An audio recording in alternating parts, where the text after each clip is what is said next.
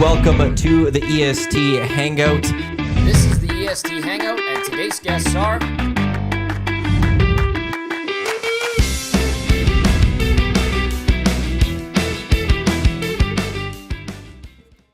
Happy Monday morning. Welcome to the EST Hangout. Whoa. Presented by Two Hoots Hard Iced Tea, a Boulder Real Brew Tea. Don't just give a hoot, give two. We're laughing because Dustin Nielsen has put on the Smash Mash, the Pelican head, and all we could hear as he's putting it on was swear words, and this is tight in my nose. And then he just showed us what it looks like. He can't come in. No one gets to see it until tomorrow. Until tomorrow. Until tomorrow. Actually, the first person to put the Smash Mash, the Pelican head on was Murray. And it was a tight fit. Holy, Stoy. I don't think I could wear that for very long. It's got a fan, though, in it, which I'm very impressed by. We ordered this on Amazon, or Dusty did, and I was not expecting that they'd put a little fan in there, and they put the little fan in there. So whoever gets to wear it eventually, they'll have a nice, they'll be able to stay somewhat cool. I don't think they'll stay somewhat cool. That's not tomorrow when it's 34 degrees or whatever it's going to be. Let's go. By the way, Matt Iwanyk, Tom Gazzola, Murray McCourt with you here on the Hangout. Also, just throwing this out there, oh, I get that. Matt Hyman goes, "Where's Tommy?" in the nasty chat. Hey-o. Fine. Where's Waldo? Well done. Well done. For those listening right now, you're also listening to something tomorrow. The Hangout's going to play quite a bit tomorrow, this show. So just throw that out there because we have no other live content. You can run Hello Hockey. It was a great episode, Actually, that's a good idea. We had a great show. We'll do a Hello Hockey. We'll do VIP golf. I actually listened to it. And VIP golf and yesterday. VIP, yeah. I thought it was an unbelievable show, too, yesterday. It was actually a good way because then it won't be as timely. Great guest yesterday. And I actually listened. I was driving into the city from the golf course for a little bit. I had to pick something up. And, Hello Hockey's on. Weekend EST boys stick together. You better believe it. It was good. And the only thing is the store that I was in, I wanted to listen to Pagnotta. Yeah. And I was in the store when he was on. So I literally walked into the store just before he came on and walked out and he was done. It was like, he was good. Missed it. He'll be here today. His flight, not surprisingly, delayed an hour and a bit. But he'll be around. And yeah, he had some good stuff. It's like some follow-up. Oilers still working on making a trade for a defenseman, sounds like. I had other people telling me that over the weekend. And then we had Joe DiBiase on from WGR 550 in Buffalo, and he shredded the trade. He should shred that trade. I don't get. I don't get trading McLeod, basically a salary dump, and getting a top-notch prospect like that. Wow, that's a good move for the Oilers. Exactly, and the way he rationalized it, like, go listen to the show if you could. It'd be great. We appreciate that, obviously. Same with VIP Golf Show, but I'll sum it up really quickly. The way he described the Savoy situation is there were a couple of prospects, Benson and then a European guy who couldn't go back to the AHL or he had worked his way onto. Whereas with Savoy still being junior eligible, they could send him back, and they got him a few games in Rochester, and then they got him that one game where he played like 3 minutes with the Sabres.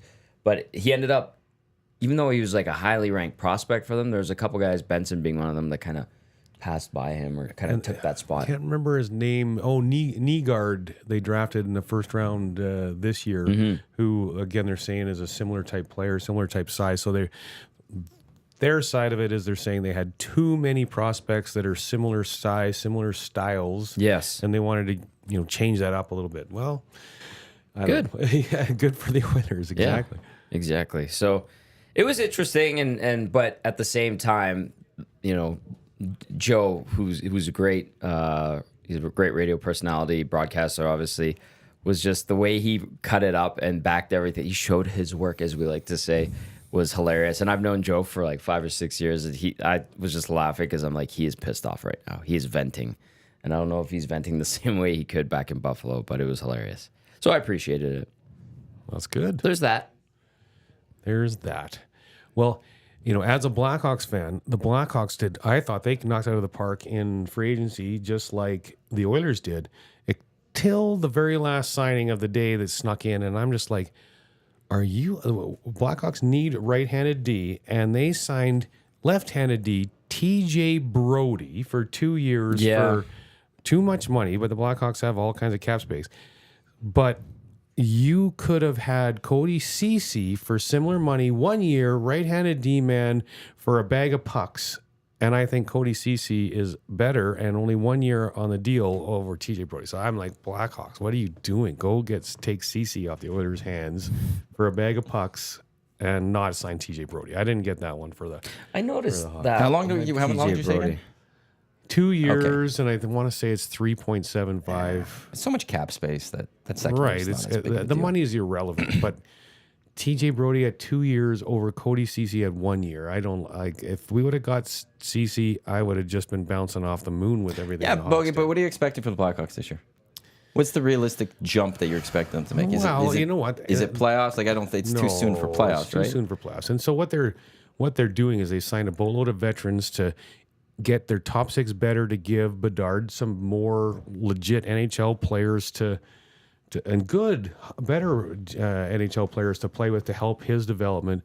They signed Martinez to pair with Korchinski to really help him in his development. I like that trade. Yeah. Or that signing for sure. And it's a 1 year deal. Yeah. So just a placeholder so one of the guys in my, they have so many great prospects. Their farm team this year is going to be unbelievable talented with a lot of great young players that they're just going to over ripen. And when they're fully ready to come in and make an impact in the NHL, they'll bring them up. And some of those guys are going to be deadline dumps if guys are ready to come up and play and whatnot. So, I really liked what the Blackhawks did for sure. I like what the Oilers did too, though. I don't think you're going to find a lot of people or many people that are going to be upset with what Jeff Jackson's accomplished this offseason. And then the news also, Jan Shannon saying late last week, like on Friday, or was it on Saturday, it does sound like Stan Bowman will not come to the Oilers. He better not. Right, but that was floated out there. There was some talk. And I wonder if the Oilers just threw that out there to see what the public reaction would be.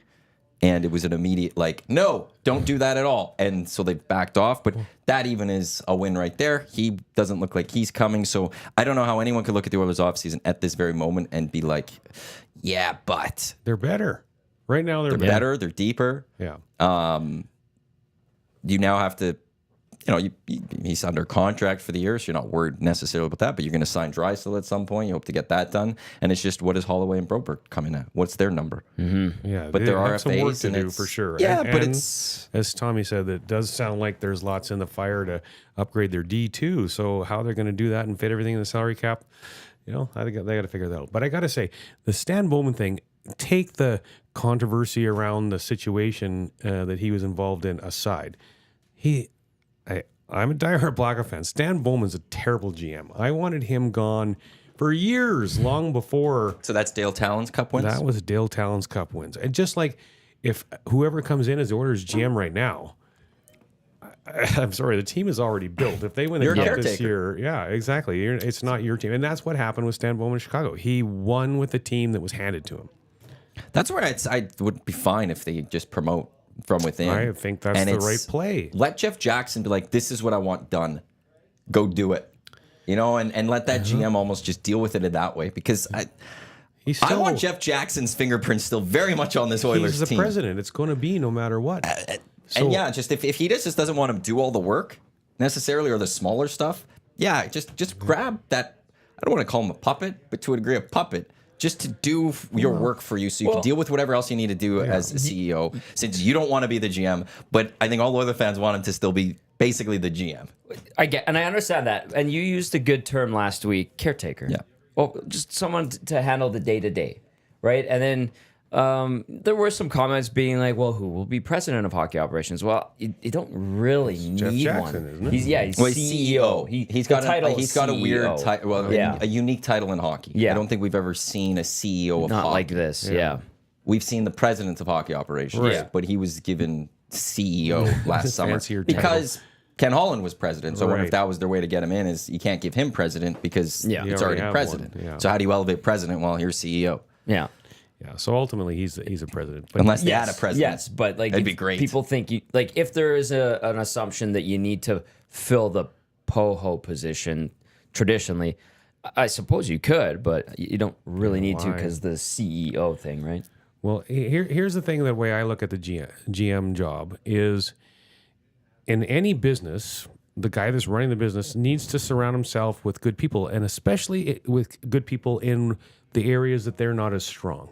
Yeah. Okay, Yeah. so he needs to look at what his strengths are, and I think with his experience as an agent in particular, his strength's probably going to be negotiating contracts because Yep. he knows that side inside out and backwards. So if that's where his strength is, that he needs to, what is his weakness? I don't know what we're seeing right now. Maybe he doesn't have one, but he's got to have some weaknesses. So he needs to pick a GM that is strong in the areas that he's not, so he can deal with what he's really good at, and that other person can pick up the slack and take care of the things that he may be not as good at. Right. And that's what he needs to do. And what that is, I don't know. Who it's going to be, I don't know. But I love the idea of just elevating somebody from within and keep the ball rolling on what they're doing. Some news from the Edmonton Oilers. They've re-signed Raphael Lavoie to a one-year, two-way contract, AAV $775. So the Edmonton Oilers signing Raphael Lavoie to a one-year, two-way deal. Also, the Washington Capitals have announced that they've promoted Chris Patrick to senior vice president and general manager. Brian McClellan, who served as GM for the past 10 years, which is ridiculous to think. Can't believe it's been 10 years.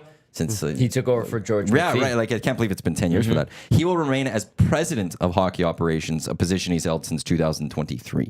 Okay, so this is that order where this is where we've gone in sports where the GM's not the main title, it's Poho, and then you bring in everyone else below. We see it, the one I go to, a little Masai Ujiri with the Raptors. They kept him one time, giving him president of basketball ops. Bobby Webster's the GM, but we'd all be like, what is Masai going to do with this team? It's the way the shift and evolution has happened in hockey front offices. Yeah. So that's a good example. The Golden Knights that's the way they kept Kelly McCrimmon too, because they promoted George McPhee right up to president of hockey ops, 2 years in. No. And if you don't think that he's got his fingers all over everything, you wrong. They're a tag team basically, but that's how they good memory, Maddie, on that one, because that's how they kept McCrimmon. Because remember there was talk after Chiarelli was let go here, Keith Gretzky got to mop up for a bit of the season, and then they're like, oh well, the Oilers go after Kelly McCrimmon. Well, Vegas kind of boosted his title and role and probably gave him a nice salary raise, and they turned it into a Stanley Cup. Not bad. Yeah, that's Not bad at all. No good way to do it. Yeah. I've got some news from Josh Clausen. Come on, Josh. I asked for the boy. forecast. No smoke. All right. Sunny all day, no smoke. Yes. Yes. 8 a.m., 21 degrees. Tomorrow. This is for tomorrow. This is tomorrow. 8 a.m., shotgun start, 21 degrees. At noon, 28 degrees. Let's go. High is around 32 late in the afternoon. So I think we should be done golfing. How long would you gauge a tournament? 'Cause I would say five to five and a budget half. 5.5 for big tournaments like this. Okay, so that's 1:30. Nice. That's So- ballpark. So a lot of that depends on quality of the golfers that are playing, bells and whistles that are on the golf course. I actually have a few holes that aren't covered, which I think is going to help. Yeah. So like if you have holes where sponsors are doing some of the I call silly little games like hit the marshmallow, no one wants to hit a hit the marshmallow. marshmallow. Like that. No one I've never wants to heard hit of a that one. marshmallow. I've seen it. When you have done it. activities like that on a lot of holes, it slows it down further. So, but it's very, very, very rare that a tournament goes beyond 6, even with some bells and whistles. How long? I'd have to talk to my brother and buddies. We did one at the ranch a couple years ago where it took, I want to say we closed in on 7. Oh, that doesn't really that's a lot. happen. It was late. No, I know it wasn't. It was it wasn't your guys' fault in any way, shape, or form. Yeah. It was and then by the time it was a long day. That's all. Well, we had a tournament on It's a long day. Saturday this week. I mean, we do a lot of double shotguns. Shotgun at 8 o'clock in the morning, shotgun at 2:15 in the afternoon. And we need the carts back to get ready for the afternoon tournament. kinda. So that's why gotta clean them and they're all that. 2:15. So typically we budget 5.5 hours. So they start coming in around 1:30. We have a lot of staff. We flip the carts. I'm the guy that parks them all, and I get if it's 1:44, I get 72 wind sprints as I park them in the barn where they go, and I sprint back up to get the next one as everyone has it ready. It's a lot of fun for me because I like doing that type of stuff. But we had this tournament in the morning where a group of them, they were all finished, and they all kind of conglomerated on one tee box, and we're just sitting there, drinking beers and socializing, and it's like, That's obnoxious. we need those carts now. Yeah. And so someone had to go and chase, and we sent a message through GPS, and they still were not coming, and so we had to send staff out there. Said, get off. We the need you course guys to now." come. How many carts? Like 10? Yeah, it was 10 good chunk. or 12, and we needed to get the other tournament on at 2:15. We needed a few of those. to get it happening. So it was like, but I mean, hey, they're having fun and good time. They just don't get it sometimes. But Clausen also asks if shirts are optional tomorrow. Haha. if shirts are, the afternoon Tarps off, baby.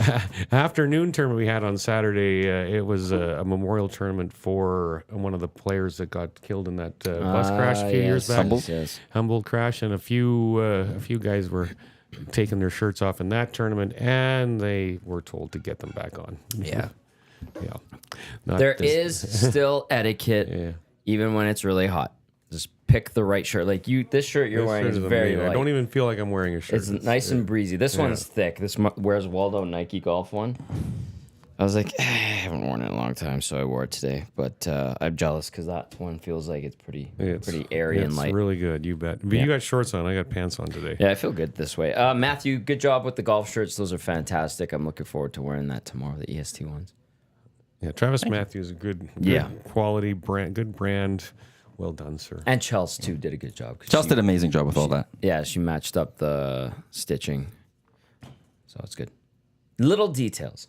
Yeah. That's where Chelsea's really good with all that stuff. Yeah, and kudos, because it's going to be awesome, and those shirts are great. I was going to ask you something about tournaments. Well, first of all, Eva G's very excited. So Sweet. Everybody's going to meet Eva G tomorrow, my mom. Oh, nice. Yeah. And I think I've met her before. I think you have. Yeah. Probably at a football game or something like that. Yeah. And then what was the other thing I was going to say about the course and tournaments and stuff? Oh, your carts. Mm-hmm. Had the first crack at driving one last week for the $100,000 hole-in-one. They've got a little jam to them. And you said that you guys put the governor on them, right? Yeah, we got them down a little bit in pace because, I think there's going to be a lot of fun had tomorrow in the EST tournament. Like there is at a lot of tournaments. And, we just want them a little more so as protection for the people driving them, right? I mean, if they went too fast, people maybe get a little too many beers in them. They might, do something silly. And you've had that this year. Yeah, we have it every year. And, golf carts are expensive to fix. And if you are the one that makes the mistake, you have to pay for it. Mm-hmm. So if they go a little slower, it helps ease that damage that you might cause if you make a silly decision out there. So, but the new carts also have Bluetooth feature, speakers in the carts, so you can pair up your phone to the cart and play music through the cart. That. How many Bluetooths over the year, let's say 5 years, have you found on carts, in carts, forgotten? Oh, I don't see that stuff, but I know I hear about it a lot. Yeah. So I couldn't answer that number at all. And we sell so many of those too through our pro shop that when we have these carts that have the speakers, our thought was, well, boy, it's going to kill our Bluetooth speaker sales in the pro shop if you don't need it because you can just do it through the cart. But people use those everywhere, not just the golf course. No, that's right? true. So, they are great. Yeah, so we still sell a lot of Bluetooth speakers. I like the Bluetooth speaker through the cart now. That's a great feature. And my uncle, who I golfed with on Saturday, I didn't think he would be the kind of guy that would, because he's like kind of a traditional golfer, not super stiff or anything, hoity-toity or anything like that, but he kind of likes to be in the zone when he's golfing. He enjoys still walking the course. He's 60 years old. And I remember I was like, all right, Diego, I'm going to put music on. Is that cool? And he was like, yeah, that's actually, I like that. Some tunes. And he likes whenever he rides and we have some music on, he doesn't care. I think it's a nice touch. Where it gets to be a bit much is like the boom boxes and you're like, I don't need to hear you 2 holes over. Exactly. If you're playing it so loud that people can hear you all over the golf course, that's probably a little much. Just keep it within your group. But it's funny you mentioned that. Yesterday on the 17th hole, when we were playing at the ranch, Sean had like a little putt and the music stopped on his cart. He plays music all the time. And it stopped right as he was about to putt. And it totally screwed him up because, you're kind of used to having that background noise or whatever. And then all of a sudden it stopped. And as he was putting, it's like, he felt jarring. that the music stopping screwed his putt up for him, which you'd think the music would distract you from putting well. But it's, your brain is though focused on it's used to the music. And then when it goes away, you're kind of like, well, why did the music stop? Yeah, it's like, I was like a call it. coming in or was it just switching songs? So now you've just, for that split second, you focus on something else. And not your putt. I like how did he make the putt? Flow. No, he was blaming the music for missing the putt. That was. If I was him, I'd do the same thing. Yeah, you got to have an excuse. It can never be you, right? No, not you, sir. Exactly. But at the same time, you made the choice to go with the music. So yeah. Yeah, it's good though. But yeah, what a great day playing golf yesterday. I mean, it's going to be the same for people playing today, playing all tomorrow week. in the tournament. Like, what a day! What I are we love looking that at stuff. forecast-wise? Right now, 24 degrees. Feels like 27. We're going for 32 today. Let's go. Tomorrow, Clausen said we'll get the 32. Environment Canada is saying maybe 34. I'll trust Clausen. But for Humidex, it's saying 37. Wednesday, 33. Thursday, 30. Friday, 28. Saturday, Sunday. Oh, we dropped to 27. 27, yeah, darn. This is summer. That Sunday better hold, though. I will say that because the Elks need it. Yes. The Elks need that. Absolutely. They need a nice weather game. Yeah. The first two just weren't there. They need a good 27-degree Sunday night to get people to come out to those games. And I can't wait to see what that crowd is, because if they don't get a really good crowd and great weather and whatnot, I mean, I don't know. It's just like Well, I think it's going to be a tough crowd anyways, just because Ottawa isn't sexy and they're 0-4. Yeah, I will start with that. But with that, actually, has to win. let's get to Hangout headlines, which is brought to you by the Ranch Golf and Country Club. Premier conditions, top-notch service, unmatched value. You'll hear a lot about how great the Ranch Golf Course is on Wednesday when the boys go and play it, and they'll just keep raving about it, as we've mentioned after the hole-in-one. And everyone that's gone there this year, they keep saying just how amazing it is. Has your superintendent changed his number at all? No, Has he moved off to 7-7? Like, here's the thing about the ranch, though, is it drains like a champ. So if we get a boatload of rain and like the ranch should never be no power carts or never be closed because of too much water, because it just drains so quickly. And you hear that a lot this year, like golf courses, no carts at this golf course, no carts at that golf course. Our course is just closed because it rains so much. That would never happen at the ranch. However, when you get 34 degrees and things like that, we can't put enough water on it and it dries out. So the in spots in the last like 4 days, I mean, the ranch dries out a lot. So you'll see spots in the rough off to the sides where it's like, oh, it's dry out here, and which is kind of, crazy. All the rain we've had, and we could use some more rain now, right? Already, that seems just crazy. But only at nighttime. We don't want daytime rain. Great. Start at nice, 10:30 at night. Go to about 4 in the morning. Big storm, You big get a boomer. sleep while you're listening to the rainfall. Exactly. You wake That's up, you get the perfect. nice smell of Yeah. the fresh rain that has come. It's perfect. Yeah. But I actually like that look on a golf course, though, where the tees and the greens and the fairways are perfectly green, and then the rough has that brown tinge to it. Yeah. I love that look. So, I mean, we're not there yet. It's still pretty green, but in spots, you can kind of start to see that happen a little bit, yeah. TheRanchGolf.com is how you're going to want to book your tee time. It's going to fill up this week. Well, in the morning it's full up. There's no tomorrow morning there, but it's going to fill up at the ranch. So get on that today if you want to golf during this beautiful weather. I remember what you described with like the green lush areas and then a little bit of the yellowy whatever. I remember I played a course in the Phoenix area called Cortabella. Super nice course, but that's exactly what the aesthetic was. Like the fairways and the rough were nice and green, but then if you were outside of that, it went yellow right away, and you're like, oh, that's trouble. Stay out of there. And it wasn't the rocky stuff, because I know a lot of courses around there, when you get in the crap, you're not in fescue, you're not in rough, like tall stuff, you're in rock. But at Cortabella, it was like dead grass, not dead grass, but like burnt out. Dormant grass. Yeah, and that description that you just went over was exactly like Cortabella, and I thought it was a brilliant golf course. I loved it. Absolutely loved it. It's a super cool look. Yeah. And it did look aesthetically pleasing to the eye. Yeah, for sure. Now to the Elks, though. A couple moves yesterday. Oh, they made a few moves in there, but notably Sean Oakman being added to the defensive line, Derek Moncrief being added to the linebacker. You called it. Thank you. They needed the help on defensive line for sure. I think Sean Oakman will be ready to go on Sunday. I will say Dave Campbell from Ched says that maybe Moncrief won't be ready to go for Sunday. But some changes being made to that defense, and that D-line depth really needs it. Like they've been a little soft. They've been struggling with the front seven and stopping the run, and also like Raquel Armstead. I know a lot of people maybe don't know him. He's the running back for the Red Blacks. He's been putting up a few good games this year. Like I think it's been like 3 straight weeks. He's been doing pretty solid, and their quarterback Drew Brown just got hurt this weekend against Winnipeg. So that's going to be the test for the Elks. This is a bit. They need this win. There's no excuses at this point. I like their chances. I know they had the bye week and all that, but Do we have any numbers? Murray, I'd like their chances in these these 2 games against Ottawa. They better get them both. I mean, I know. it's so important that they just. I mean, they've been so close. Now they're in games where they probably are even the favorite. They just need to get it done and quit this doing whatever mistake you need to make at the end of the game to lose the game. Just stop it, get the job done. Yeah. Move on to next week, get the job done, and just see where this goes. But because they are too good to be 0-4. There's talent there. Based off of their play, they're a pretty good football team. Like they are better than an 0-4 record. Yes. You're not going to win every game. Realistically, they should be 2-2 probably this season. They should be. I'd go with that one. Yeah, that's fair. I don't think that. Yeah, it's not unfair for sure. I mean, that's Some might argue 3-1. Depending on certain games. But in the end, they're not.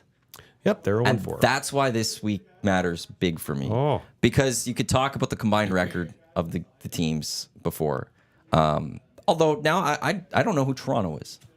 Yeah, they're in a bit of I thought Montreal and Toronto and BC, these top teams, and Montreal showing that they're a top team, BC showing that they're a top team, Toronto showing I don't know who you are anymore. Yeah. And Saskatchewan showing they're a top team, though. Toronto lost a lot of pieces. Oakland being another one. And their quarterback with the quarterback suspension, huge, yeah. But start off 2-0. They beat BC in week 1. So it's like, okay, they're actually going to be decent and are pretty good. And now, okay, maybe you're not good. Yeah. But in the end, well, you could say for early, tough schedule for the Elks. Tough schedule for the Elks. And I will give everyone that.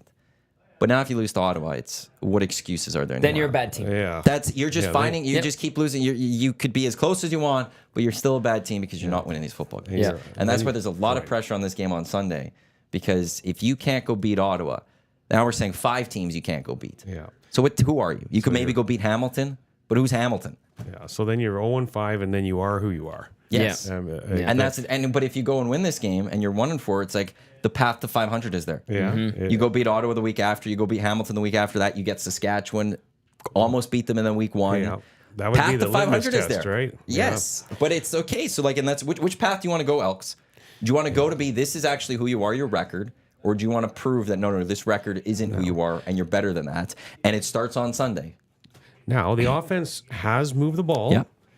but MBT has made some pretty key mistakes. The one mistake that cost them the game. I mean, the last game they lost. I mean, 2 picks. If you lose the turnover battle, more often than not, you lose games. Yep. And sure enough, they lost the turnover battle and they lost games. So MBT's been good. He hasn't been great. He needs to clean up a little some of those mistakes. And I think there's one more on the defense. Yes. Yeah, so these two signings should help solidify the defense and get them at a better level. But the offense too, just clean up a couple mistakes, and then I think they should be fine. Fingers crossed. Yeah, fingers crossed. But when you look at MBT, week 1 against Saskatchewan, he was really good, I thought. Week 2 against Montreal, he was bad. He was the number one reason Jay and I had as to why the Elks lost that football game. Yeah. Then when they took on Toronto, he was good. He threw 4 touchdowns. He was awesome. Offensive player of the week, honestly, didn't he? Yeah. And then against BC, he wasn't bad, but he wasn't good. Yeah. He was right in that in between. He was okay. And that's the fear I have right now with him, though, is up, down, up, down, up, down. In theory, then it's an up coming this week. He's going to be 3 touchdowns, 300 yards, going to do really good. Minimize the Coming off picks. the bye week too. then. I mean, they should be rested. They should be healthy. And a really long bye week, too, because they played on the Thursday. Yep. And then they go they don't play till the Sunday. Yep. So it's almost like you get an extra half week off. Yeah, so they should just be chomping at the bit and ready to I would get hope to so. come I would out of think the so. Guns a-blazing and get that done. Although, who was it we were speaking to? I think it was Gager. Yeah, last Thursday. I thought that the bye week might be perfect for this team to get away and just clear their head and come back and be focused on the positives. And Gager says he thinks it's the opposite. As a wanna player, get back in there. having to sit thinking of 0-4, no matter what you're doing, wherever you are, it's always going to come back if we're 0-4. And having to think about that for so long, he thinks that's where. And look, he was the professional. I'll trust him on that more than my guess on that. So that's where it's going to be fascinating. Which way this team. Player though, football players in the bye weeks is probably different. Like hockey teams don't get a bye week. He didn't. He was talking in Europe. Oh. Because in Europe, it's like very like soccer. There's the international breaks where they'd go play international hockey and stuff. And he'd have those weeks. Really? And he'd say Okay. he'd go skiing in Swiss or something. And there'd always be that moment where all of a sudden you're thinking, we just lost that last game or whatever it is. And so that's how we did compare it, was that he's had those weeks off out in Europe, and it even got him a little bit out there. Not majorly, but it's just, you just get that little bit where it pops into your brain. So we'll see. They need to get the run game going with Kevin Brown. Yeah, like he's so good, and it just doesn't seem to be clicking. So is that a little bit maybe on the O-line? They're doing good pass protection, but not creating enough space for Kevin to do his thing. And early on, he wasn't getting the touches. Yeah. Too, right? Like they just. What was the first game? I think there was 10 touches between him and Leak. Yeah. And I think Brown had 7. Leak had 3. Good memory. Thank you. It was game 1 of the season, right? Yeah. So, last 3 games, maybe more emphasis on him. Try to get him closer to 15 to 20, right? And you talk about Leak too. I mean, there is absolutely talent across that. That team. There's weapons for MBT to get the ball to. I would still love to see Trey Ford get a series or 2 every game just to change things up, and Even just a couple plays. Yeah, something. I'll take 2 plays. Let's see it. Yeah. Like have him come in, because they did it with Prukop. He came in and he did a QB sneak, and then I think he stayed out there. Or one and did he play. throw it or something? Yeah. Go throw Trey Ford out there for the QB sneak, mix things up Mess a bit, with them, but and there's then no keep him there for the packages next for him. play where he can do something. You know, and then you could throw MBT out there for second down. We talked about this when on the Hangout before. Like Prukop comes in, he's the guy that's supposed to be that short yards guy. And that one game in particular where time was of the essence, it took him 3 times to get the first down and to burn the clock down, and kind of ended the opportunity for Edmonton to come back. That was Montreal, right? Yeah, do you know what that tells me? The old line isn't there. Like, maybe. because the one thing I heard about MBT during training camp was he's got that quick release, which should help the O line, and I think we're seeing that. I think that's partly why the pass protection's been a bit better, is that MBT can release the ball quicker. Yeah. And then maybe that's why then you go, okay, why aren't they opening up holes for Kevin Brown, and why are they struggling with QB sneaks? Weren't we Is that to talking the about? O-line? Weren't we talking about in the offseason, go get help for the O line? We were. I've been talking. I think a lot of people have been talking about that for. That was something we talked about, and then now that, not our fear, I suppose, or concern is coming to fruition. Yeah. If we're reading this right. We'll have to pay. They haven't given up that many sacks, I would say. But that's but you got to create holes. I know, but that's where That's also part of I it. still get upset that the CFL doesn't keep QB pressures anymore. Because good to me, if that they was the did. best stat where you could go, if you're an O-line that's given up, like, yeah, you might just give up 2 sacks a game, but if you protect the rest of the game, it's a decent O-line. Yeah. But if you give up no sacks, but it's constant pressure after, like, And the QB then you're like, hey, well, the O-line needs to be better because your quarterback's running around. Yeah, he's getting making out of the pocket plays. quick. Flip side, that's a way to evaluate a D-line too. I'm okay if a D-line's going to get me 8-9 pressures a game and only get me 1, no sacks. I don't care. They're getting the pressure forcing the QB to do something. Yeah. As opposed to, you might just have 2 good plays from the defensive line. They both turn into sacks, but they get nothing else the rest of the game. Yeah. And the None reason but we don't time. have QB pressures is because they did it for 1 year and 1 week. Coaches thought it was too subjective, so they complained, and they got that stat taken away. Well, you got to think the teams are doing I know. that, taking care of that themselves, though, because they got to know that information. And You who would cares think. if the stats say that too? Yeah. Who cares? Like, if I'm the CFL, I'm telling the coaches pound sand. It's a stat. Yeah, like Just the plus fans need minus more in hockey. Like, They go over that film so much, and I'm sure that those coaching staffs, and I'm sure I feel like it probably isn't across the board, but I'm sure certain teams track the pressures, and it's subjective to how they quantify what a pressure is. But like, just to have it as a stat from your stats, just a general rule of thumb, like, all right, that looked like a pressure. Okay, put it down. Like, we have hits in the NHL; those are subjective. Very much so. And we could all say that. Yeah. We sit after games and we go, I don't know how there's this many hits or this few hits, but Building was to the building. number. Yeah. That's the number. That's what the officials had. So anyway, that's silly because the coaches complain, and that's so CFL for taking it out. yeah. I'd like to see it, even if it's not 100% accurate. Let's say, how else do you, like, unless you're an It gives actual you an idea. lineman or defensive lineman, so how do you really fully judge those positions as just regular fans? Yeah. It's a little hard. yeah. Whereas at least if there was a stat you could point to as a fan, be like, yeah, the Elks O-line, yeah, well, they're not good enough. They're doing, or they're better than people are saying. Look, they're not giving up QB pressures or whatever. It might Yeah. be. Yeah, there's the eyeball test, but some stats to back up or Something. defeat the eyeball test can be, Good to helpful. chew on, yeah. Yeah. I'm with you. absolutely. So last time I was on the Hangout, Tommy G, you asked me if I was hearing any stuff about the ownership with the Elks and things like that. I definitely have now, and Let's go. I don't know how much we want to go in this, but it's a done deal. They have it is 100% done deal from everything that I've been told. They're just crossing the T's and dotting the I's. Don't forget lowercase J's. Yeah, and so it's my understanding is, maybe even by the end of the month, the beginning of August, it's going to be officially announced and the changeover happening. So Question. Are we talking about a lot of money going into Commonwealth or a new stadium? Because this is a big part of it. I don't think you're getting either. Really?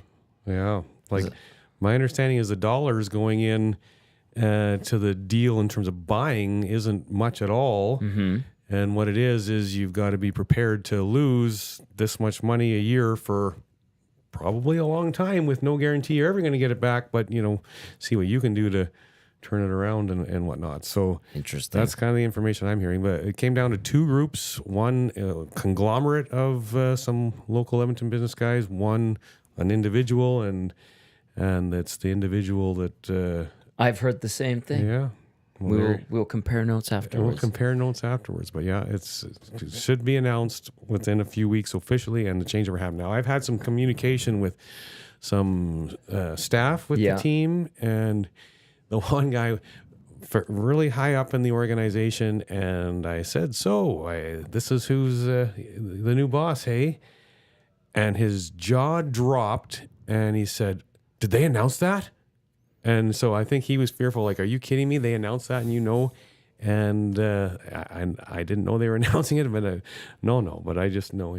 So he was a little surprised that I knew. And so I asked some questions. Do you know what's happening in terms of who the new president's going to be or what they're bringing in for, what this new owner is going to be bringing in for staff and whatnot? And they said, both staff members I talked to said, we know nothing, absolutely nothing. So it's going to be interesting to see how it all plays out. Just quickly, it's just your average Canadian. The Nasty Chat says Cates is out. That long ago was Cates is not interested. Yeah.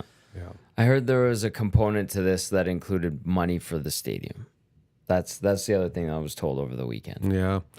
Yeah. So I didn't hear that, so we can compare some notes after. Okay, we'll compare notes. Well, I'll just say, if you're buying this team, you'd have to be coming in looking at, if you're going to want to get fans in and turn this around, you do need to make the stadium better. Yeah. Or you need to go to a new stadium that it should be in your mind, even if it's not part of the deal.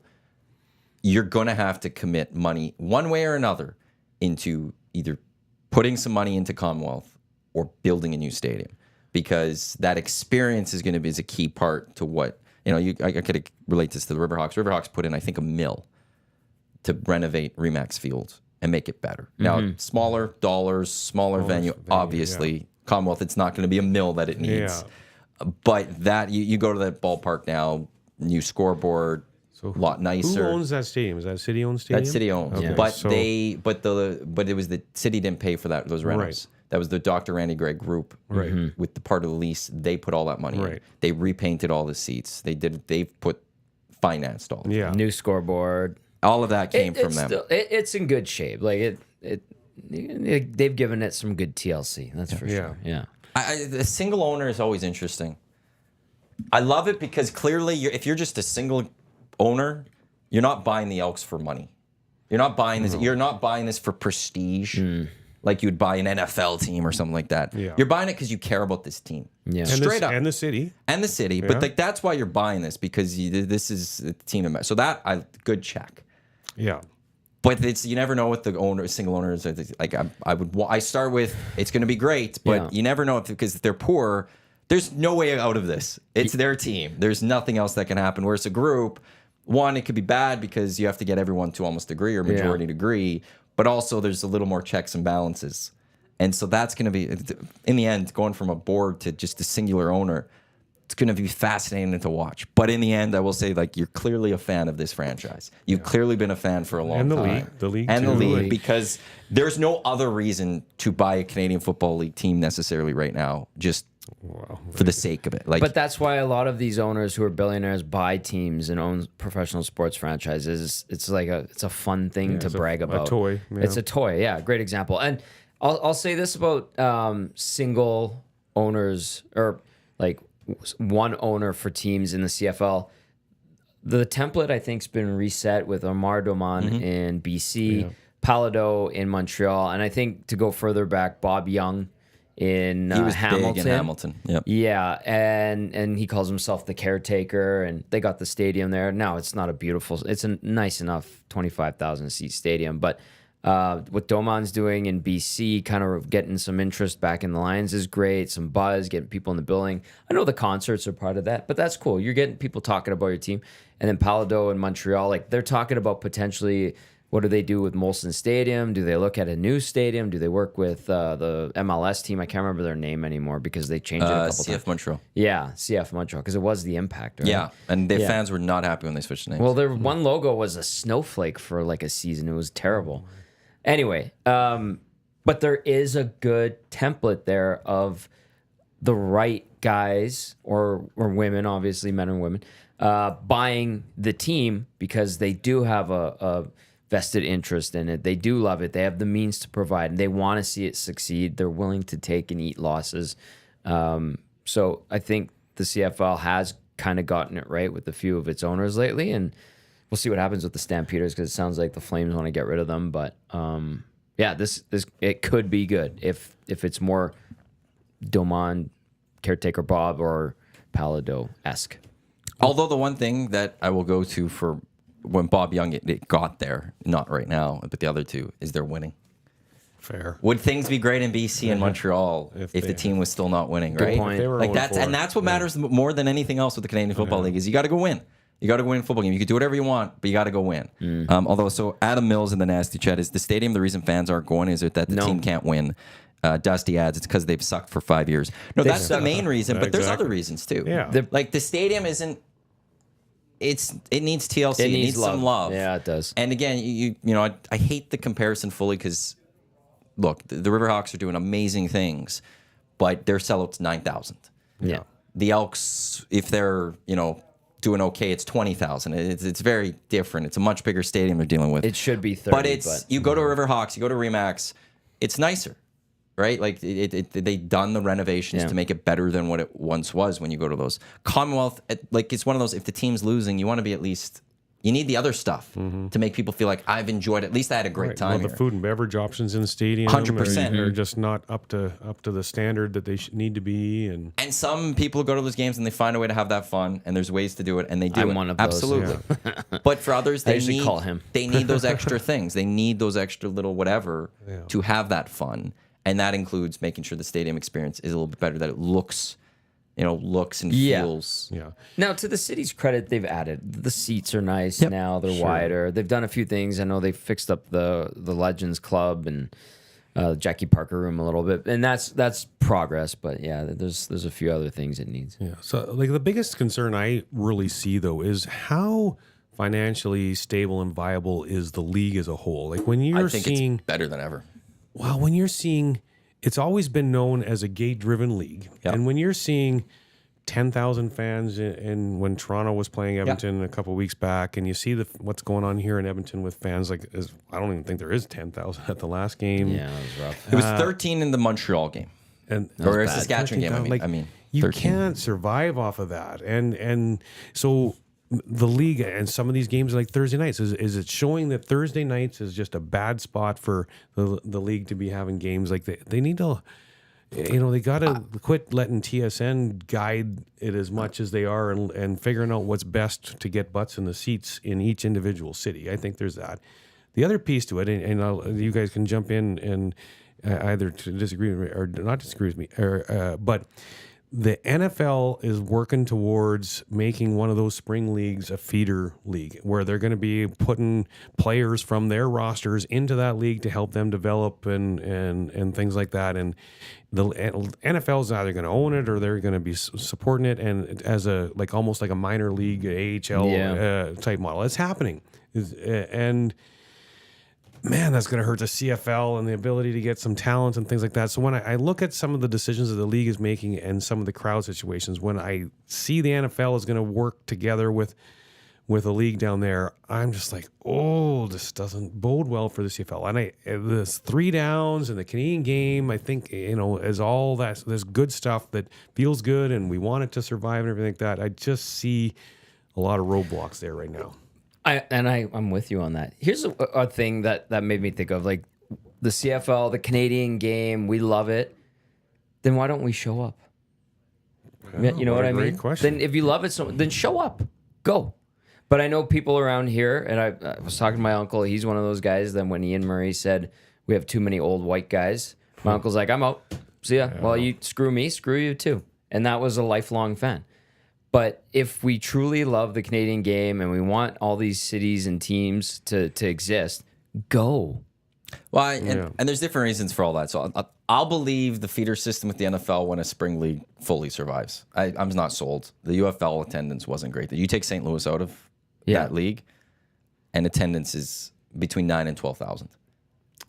Yeah, like it's Toronto attendance is down there, right? Like it's one of those. And I don't think the NFL will ever fully invest in a league because they get all the players and they don't have to spend any of the money. Well, they're so rich. But they don't want to have to deal with anything coming up, and they don't want to have to deal with lawsuits or anything. They get all the players from the CFL, they get all the players from the UFL, and they don't have to spend a cent. Yeah, and that's so I'll fully believe that when it lasts, a few more seasons. The thing where I say the league's in great shape in my mind is, for a while I've felt that this is a 20 to 25,000 seat league now, and they are generally getting that in most cities now. TV numbers are really good. TV numbers, people are still watching, which is a good thing. Dusty Nielsen's a great caller of these games. Dusty's doing amazing. Yeah. Very good. But I think for the first time in I don't know how long, once the Elks figure this out, like for the most part, like while Calgary might, who knows, it's still the Stamps that are owning them. The Stamps have money. Or the Flames, I should say. The ownership situation in the Canadian Football League is kind of stable. Yeah. And that's important for sure. Like Montreal got solved. BC got solved. MLSE still, they own the Argos. There's money there. As I said, it's the Flames. Do they appropriate it though? That's a different story. But there's not. It's not. You're fearful that all of a sudden the keys are being thrown fully on the table or something. So the big question I will have for the business of the Canadian Football League is the next TV rights, because I don't think $50 million from the TSN's coming again. Yeah, oof, that would hurt. So how do you find a way to get your $50 million split up or something? Can you get the $50 million? Can you get a little bit more? That's going to be the big thing for Randy. And I also wonder how much longer Randy has in this position, because he's done great with the ownership, but has he really grown the CFL enough? The global way thing sucked. CFL 2.0 got kneecapped like during COVID. So yeah, and that's a great question. Like, is Randy Ambrosie the guy? I mean, has he been a bad commissioner? Probably not. But he's no Jeffrey Orridge. That was terrible. Yeah. Is he the right guy moving forward to really? I mean, I heard a name yesterday of somebody who wants to be the next CFL commissioner. Mike Morreale. Yeah. He's doing it all right. He's doing a good job with the CEBL. That's for sure. Yeah. Understanding what it is, growing from. I saw the Stingers crowd yesterday. It looked awesome. I saw the Stinger crowds over the weekend. Looked great again. That he's smaller scope, but he's building his resume up because of with the eye on that job. Yeah, well, that former Tie Cat could make a lot of sense. Absolutely. And he just said, okay, maybe he's the one, because it's, and look, Randy's came from business. He was a great businessman out in Winnipeg. Was a former player. Absolutely. So there are those similarities, but at least the thing about Mike Morreale is he's doing a league right now. It's not coming from a different business. He's coming from that same business, but growing it from scratch, and has built a great product. Yeah, knocking it out of the park. So that would be the name that would be very fascinating. And with what he's doing, he might be able to dictate a little bit of terms if he was ever to be the commissioner of the Canadian Football League, being like, it's my way type thing. There's a guy I need some extra power. Like, I don't need your approval on certain things. Do it my way. Trust me on this one. Yeah. I've earned it, or I'm not taking this job type thing. But I heard that name yesterday. I was like, ooh. That makes sense. Like, it's logical. Yeah. And you're right. He's building up his resume. CEBL is doing good. I would have never pictured that. I would have thought he wants to keep building this, and that's his thing. But to hear yesterday, that's like, no, his end might be to jump to the CFL one day. It's like, yes. Maybe I that's a haven't good felt guy. like strong about a commissioner's entire tenure since Mark Owen. It was great Mark under Mark Owen Owen. was good. It was fantastic under Yeah. Mark Owen. He jumped at the right time. Yep. Yeah. I don't know if he jumped because things were about to turn and he saw that coming, or if things turned because he jumped. But it was perfect. Tom Wright kind of got things I going liked in Tom. the right direction, Yeah. and then Cohen came in, did a good job. JMO talked very highly of Mark Cohen Yeah, he was a likable commissioner, and he seemed to get everybody's attention, owners, and and also had a I don't know what the right word for it is, but a feisty side. panache. Oh, did he have a little bit of? If he needed to clear his throat with someone, he had no problem clearing his throat with someone. That's good. What a tough job that would be, because most owners of teams, I mean, they got all kinds of money. They usually have huge egos and whatnot. Yes. And to be able to manage that and be able to like really run that, what a skill. You need a massive skill set Yeah. to be And able to apparently do that. Cohen had that quite a bit. Yeah. Hampton Steve texts in Paris Jewelers inbox 780-218-9999. I think this one we can all touch on for sure. Hampton Steve said, anyone who attended the Heritage Classic this past summer saw how inadequate the stadium is for big events. There's a couple of elements. We've talked about this a little bit, but there's a couple of elements there. I'll bring up the first one and you guys hit on the other ones because I know you guys probably have a fair share to say on it. The NHL and how it oriented The merch booths are in the worst merch spots. booths and stuff like that, and then they Worst cut spots. off. They had private events in what are usually public areas during games and big events. Also, funneled crowds into the main concourse. So, Hampton Steve, you're not wrong by any means. No, I'm not, and I'm not poo-pooing your thought whatsoever. It's just at the Heritage Classic, the way the NHL set up the building cut off a lot of open space normally for like a Grey Cup or a concert as 50, 60,000 and limited the concourse space. And pinch points with the merch booths was were awful. terrible. But yeah. The other Go ahead, things guys. is the place was designed for 40-some thousand seats. Because that's what it was originally Yes. built for. Yeah, So and then they capacity. expanded. So when they go further, it is it can be a disaster. Yes. Saw it with Luke Combs prior. I think he was the last big show there. Garth Brooks maybe. Can't remember which one. But there's a couple concerts. Whenever there's sold out concerts, people talk about that. Can't deal with. I don't know how you deal with the bathroom part of that. The one thing I would suggest though, and I threw this out there after the Heritage Classic because it was right. Like it was with the Heritage Classic. I think I put out the tweet that was the exact reason why I think we need Commonwealth Stadium is for events like that. But it was also the exact reason why Commonwealth Stadium is a disaster. Yeah. Like we want those big events, but it's not designed for those big events anymore. Type and of thing. taking away spaces for movement was But a terrible that's where decision. because I think the Red Sox do this. The gates aren't at the stadium. Yes. They're out. They're further outside the stadium. Yep. You get in and then you can wander around. The street is part of the stadium. And I would shut down a portion of Commonwealth around, and you get through. That's where you put the gates, I think. Yeah. And you allow someone. So instead of walking the concourse, allow someone to leave the stadium and walk along the outside of the stadium to get to the Come other back side in. if they wanted to. Yep. And I think that can alleviate a lot of the congestion if you have a big event. The washroom part then would have to be dealt with a different way. Yeah. Maybe you build washrooms outside a little bit of spots. I don't know how easy that you is. need to take money and invest in it then. Absolutely. Yeah. But that would be the way I would look at it is I would open it up so that you could have people just walk in and out and you move the gates to the outside and you have just that little extra space. Yep. But also for the Elks, like, look, I want them to get back to 30, 35,000. Absolutely. Yeah. Commonwealth will be fine if it's 30, 35,000. Yep. We're having this issue if all of a sudden we're dealing with 40,000 again at Elks games, which is going to be a great problem to have. Yes, it would be a great problem to have. But if the city wants to get themselves on the map and host some of these elite events like the soccer, Don't get me started, Murray. and things like that. Don't get me the started on the World Cup. The city needs to recognize that we need the proper type of facility to get these type of events and really Yeah. put the city on the map as a player on the international stage. And if that's not a priority to the city, then okay. But I would question why wouldn't it be? Because we we don't that have type money. of exposure to do it. Well, Because the city doesn't have the money. How much tax do you pay, man? Well, but that's the thing. It's we're like, do you want taxes to go even higher? well, Let's not kid ourselves. The money is misallocated to some dumb things. That's for sure. bike lanes. Bike lanes. I wasn't gonna say it. I still believe in those.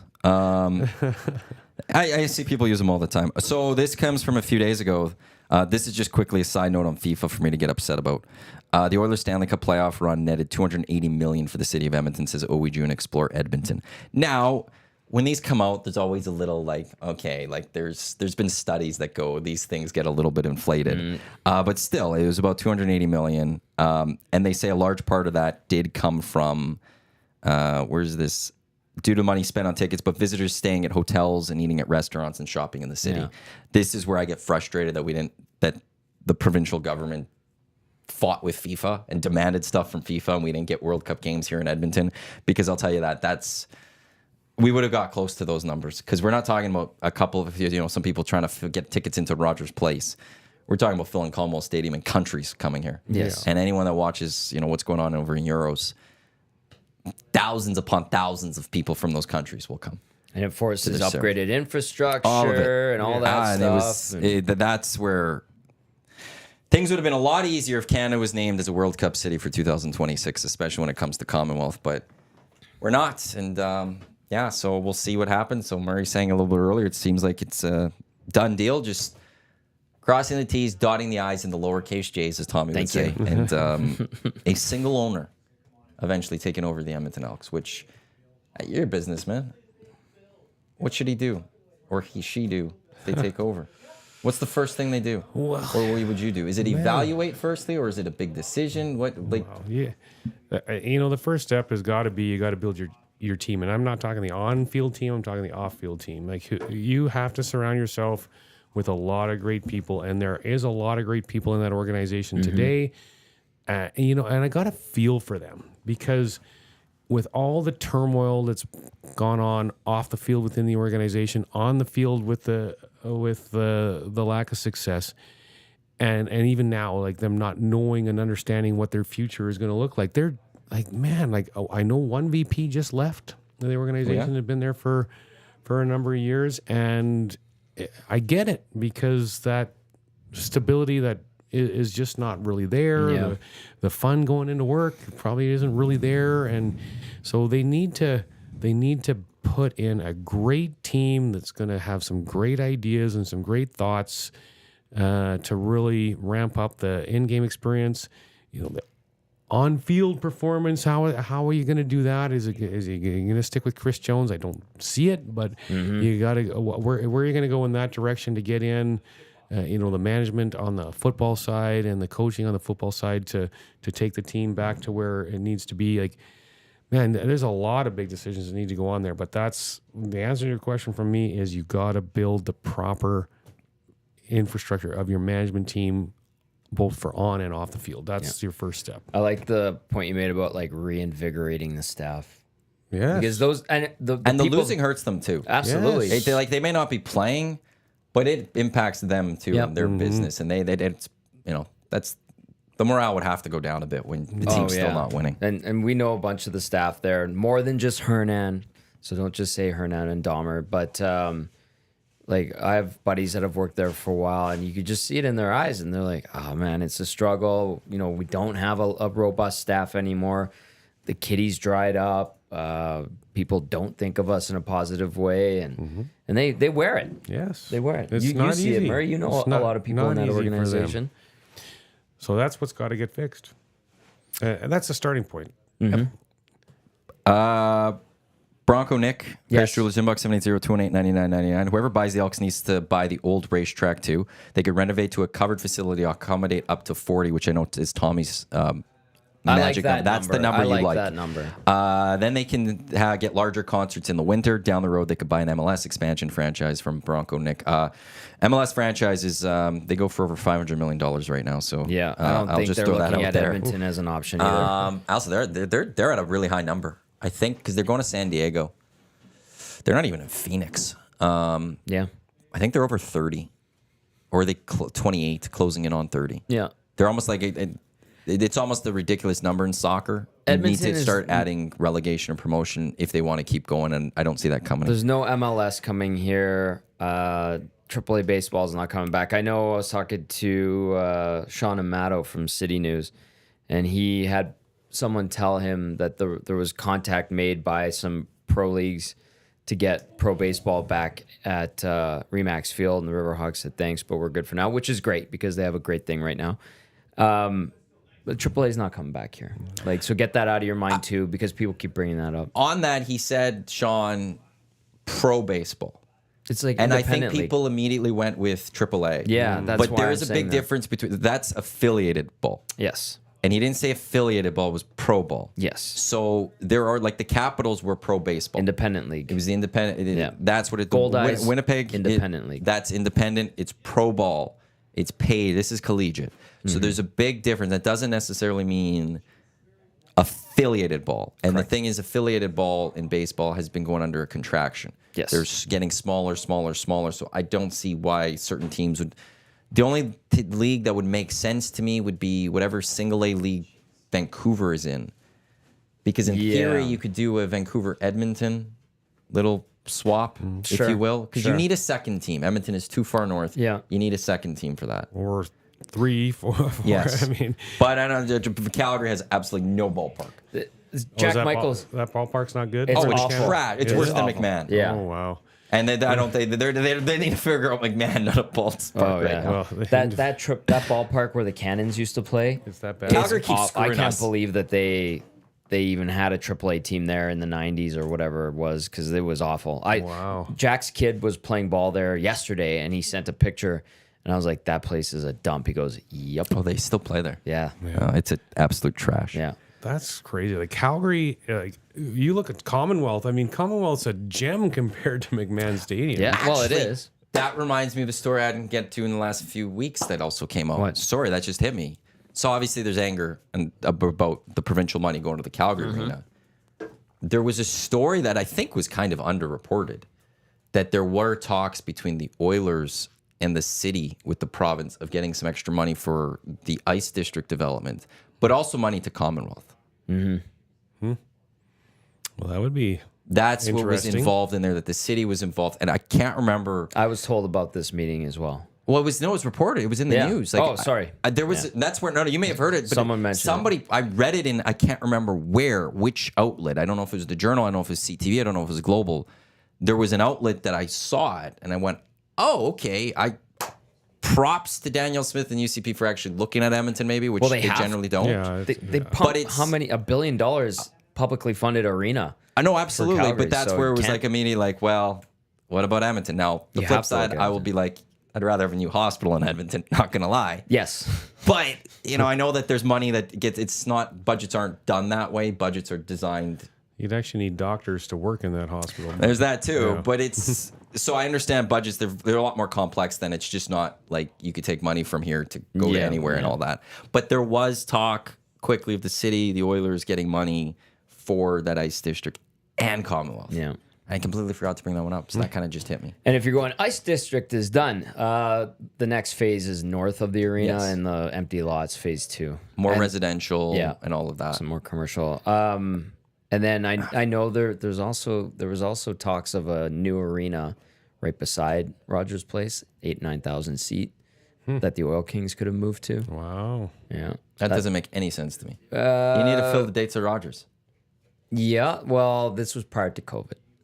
Yeah. And then there's been some talk of that, but I don't. They need to find. They want to. Obviously, like the 3x3 was there. It looked Yep. great, by the way. I drove by and it was packed. Jay was there all Yeah. weekends and it raved about it. They've activated that area very well. Kudos to OEG on that, but I think that they want something more permanent there, and they've tried. And there was talk of a 9,000 seat arena. Oil Kings would slide over there, and then NLL team could then maybe come in and share that with them. or a WNBA team could come into the WNBA big team, one. yeah. Yeah. I think WNBA would be great. Yeah. Because it's also the NBA, like Edmonton's not getting an NBA team. No. No. But if they ever did, hypothetically, like it would be so hard to get stars to convince to play here. Yeah. Because they're here in our winters. Yeah. WNBA plays through the summer. And with our summers, I think you could actually convince stars to come play here. Yeah, I think you could, Clayton Clark, a free agent or something. I think you could throw money out, maybe not that high, because you'd still want to go to New York or something like that. But like you could go get that star. You can go draft that star, maybe convince them to stay, because it's like, well, look at what Look outside right now. This city's, in my opinion, is underrated. Like, In the summer. It's so good There's here. no reason to leave. I agree. There's some things that need to be fixed, but yes, it is. You're right. It gets poo-pooed too much. We get that sun until so late. It's festivals all over the place. Yeah. The river valley's beautiful. Yes. There's a lot to do. That's where I feel like a WNBA team. Actually, Edmonton could work because I don't think you'd be worried about stars potentially wanting to bolt here because it's like, well, you're not living here in the winter. Yeah, And what a way to showcase Edmonton to the American market a little bit is if they're seeing Edmonton in the summer. Yeah, I don't get a lot of love for this opinion from very many people, but I choose Edmonton over Calgary any day of the week. I like this city substantially better than Calgary. Murray, do you know the two big reasons why people say Calgary's better than Edmonton? Why? The mountains and the airport. That's two of the reasons I get.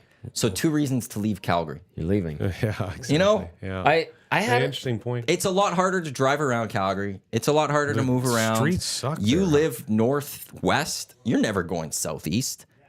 It's a pain to get all over. Here, you could go around Edmonton all over the place as long as you're not having construction. I had a conversation with someone who was from Calgary, had moved here. She got married recently, and she's like, "Oh, Calgary's just so much nicer." I'm like, "It's the same city." She goes, "No, the downtown's bigger." I'm like, "No, the downtown there is relatively the same. It's just clustered into one area, whereas ours is spread out across the river and down the river."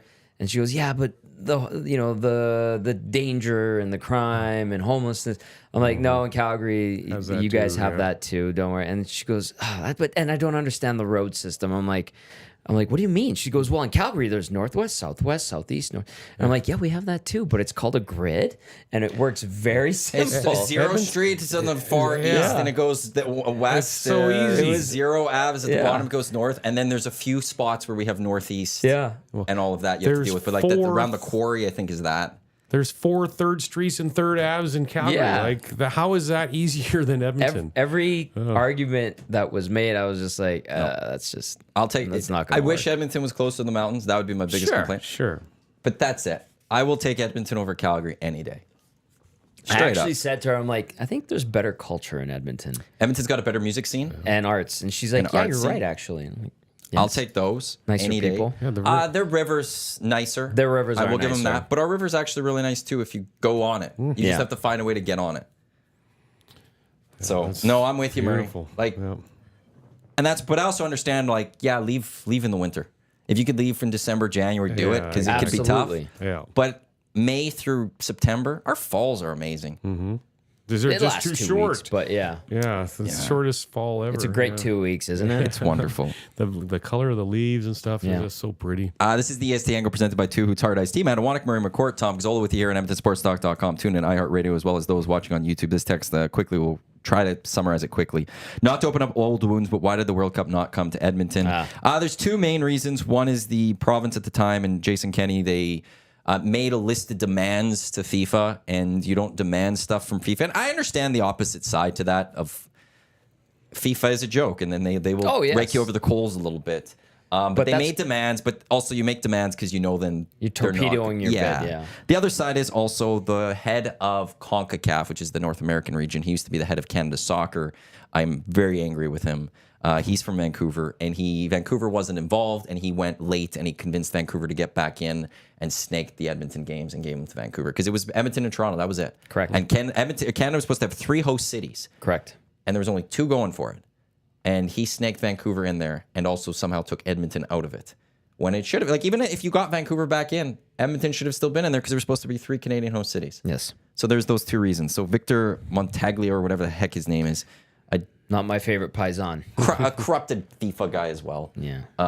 And you've got the provincial government that's making demands of FIFA, and that's what torpedoed it. So I'll be angry, I'll be upset, but in 2026 I'll be in Toronto, Vancouver. Yeah. There was money for the stadium too. There was money earmarked. There was a lot. Yeah, there It was would have been a lot. it would have been a good time. Let's get to Road Warriors, which is brought to you by AccuSteel Heavy Haul Trailers, custom manufacturing of heavy haul trailers, quality, innovation, integrity, engineered frame repairs, trusted by the leaders in the heavy transport industry. Get on the road with peace of mind for your large loads. AccuSteel.ca, which actually is just like right next to the ranch, just off Highway 16 right there. So if you're looking for any heavy haul trailers customized, AccuSteel is the way to go. Canada been playing a lot of road matches based on their stadiums, but a big game tomorrow. I won't get to talk about this tomorrow since we're not on the air tomorrow. But Canada, Argentina semifinals. Murray even said to me, he's like, Canada moved on. Who did they get? That's what you're asking me about today. Only so I can have an intelligent conversation with my kid. I learn from you, and then I can talk to my kid about it. It's gonna cool bets. What are the lines? They've got Canada winning in 90 minutes at plus 1,000. Cool. Argentina minus 294. The draw is plus 400. For Canada to qualify and move on to the Copa America final, it's plus 370. I will say this: I will be betting that a bit A little because sprinkle. I might throw like $20 on it. I might go more, and that's a lot for me. Because I said to my brother and I said to Hernan Salas on Thursday, I texted them and I said, if Canada beats Venezuela on Friday, they're beating Argentina. And I'm sticking with that. They didn't win that. I thought they tied that game. But they went to Won penalties. penalties. So it was a soccer, great penalty match. If you go to penalties, it's considered a draw. Oh, Yeah. okay. And then they go to penalties to determine who moves on. So technically, that's considered a draw. Well, not technically, it is considered a draw. Yeah. But Canada won that match. Oh, okay. And they should have won like three by 2 or 3 goals. This is They happening. were They allowed unbelievable. two. Didn't all the semis or 3 of the semis in the Euro go to penalties too? Then 3 of the 4, Copa went to penalties. England went to penalties. Portugal. Portugal didn't go to penalties, did it? Yeah. Did it? Yes, because France hasn't won an open play. Say it right. France. Thank you. And I'm just trying to think. Netherlands went to penalties then. Yeah. Did they? See, No, Netherlands won in 90, if I'm not mistaken. So 2 of the 4 in Euros, I think, did, and 3 of the 4 in Copa did. By the way, before I'm gloating myself. Before the tournament started, I got what I predicted. 7 of the 8 semifinalists correct, including Canada. Wow. The only one I got wrong was Brazil. Of all the ones to get wrong, Right? Brazil being knocked out. They're the ones that screwed me in going 8 for 8 of nailing my semifinals. did you Brazil. have a little sprinkle on that? Or I'm no? in my well, I gave my brother the he at work. He had a pool pick 'em for both those. I gave him the picks, and we're sitting number 1. We have like a Nice. 17-point lead going into this. Although with the way I had the Euro bracket play out, I had Spain, France meeting in the final, but they're meeting this week, so I'm guaranteed 1 finalist. Not bad. So you're probably going to win. Okay, so what's going to happen in this hockey game? So Canada Canada, well, this is throttled? where it's going to be difficult for Canada. Is they played Argentina really well in the match in Atlanta to But start lost it all. 2-0. Lost 2-0, Late goal on the second one. but had a lot of great chances. The flip side, though, is Messi had a lot of great chances, while Crepeau made some great saves, and Taylor Cornelius was involved in one of those. I don't think he would make. I think he'd finish in another game, and Argentina could play better. Yeah. And so the manager of Canada, Jesse Marsh, he's come out and he said Canada's going to have to play the best game they've ever played if they want to beat Argentina. And I would agree with that. Can they do it? I think they can. Like there was obviously a belief that they're playing hard for Tajon Buchanan, who had the broken tibia during practice. And, when Schaffelberg scored, they went and he grabbed the jersey of Buchanan and held it up. So I think that's galvanizing the team a little bit. I just don't want Liam Miller out there. Me neither. Liam Miller's He's awful. His touches the other night were terrible too. So we're watching. And I wanted to text you guys, but I was like, no, just leave it. Just Well, leave it. so we're watching the game, and he comes on as a sub, and it's like, oh my god, and that's where the injury of Tajon Buchanan hurts. It's not that you don't have Tajon Buchanan go out there. Liam Miller has to go on the pitch, and he just makes all the wrong decisions. Murray, he touches that ball, and he just never makes a good decision with it, or he's too slow. And then of course the penalties come, and Venezuela has their first miss, and Liam Miller comes up next, and I went Floats scored. in. no, he sent it well over the net. Floats in. I don't even know if Murray. I don't know if it still landed. Oh, It still might be up there. I thought this whole thing was about how terrible he was, and then he gets some penalties and he scored. No He's redeeming terrible. qualities. There was no redemption for Liam Miller. No. This guy's been awful in this tournament. Where does he play normally? Where's his? He's in England with Bristol, and there was a lot of talk prior to this tournament that he might get a move to a better club based on the way this is going. Nope. I don't think that move's happening now because he's just been bad in this tournament. So, but Schaffelberg, I know he's been amazing. He just scored goes the goal, down a lot and easy. but he has chances. He creates Yeah, he chances. does. He scores goals. He's a and water bug out there. Jonathan David, like their finish needs to be better. That's the thing. In that final third, just getting that finish to score, they can maybe do it. That game shouldn't have gone to extras or No, penalty Canada kicks. should have been up 2-3-0 at half. How's Davies been playing? Very unnoticed. Quiet. Really? And Derek Van Diest, NHL.com, big soccer guy too, though. He mentioned on the Hangout on Friday, but even when we're watching the game on Friday, they play Davies back too much. They're playing him in like a defensive spot, left back almost. And he's not involved in the match enough. And yeah, he hasn't done enough. But like, which is also like, hey, Canada's got here without Davies being great. Yep. But I think open him up because he's such a great creative player. And as DVD says, throw him in the mid spot, like in the middle, where he can do whatever he wants and move around the field, but he's stuck on that left side. So when he has it, there's only so much he can do, and it's easier to defend him and stuff. So it's going to be difficult against Argentina tomorrow, but 6 o'clock, This is great. calling it. It sounds like you need to dial up the coach and get in his ear. You wanna know with something? a few changes to how things are being done. Jesse Marsh is the new coach. He's only been here for like 3 months, 2 months. 2 months, only 2 months. He's been on the job. And he's been amazing. All I right. will give him that. They drew France. Yeah. They played Argentina well. We're into the semis. We're better than the U.S. We're better than Mexico. You look at the 8 semifinalists between the 2 Euros and the Copa, and Canada's in there. We're with England, France, Spain, Netherlands, Argentina, Uruguay, Colombia. And there's little old Canada in there. You know, like...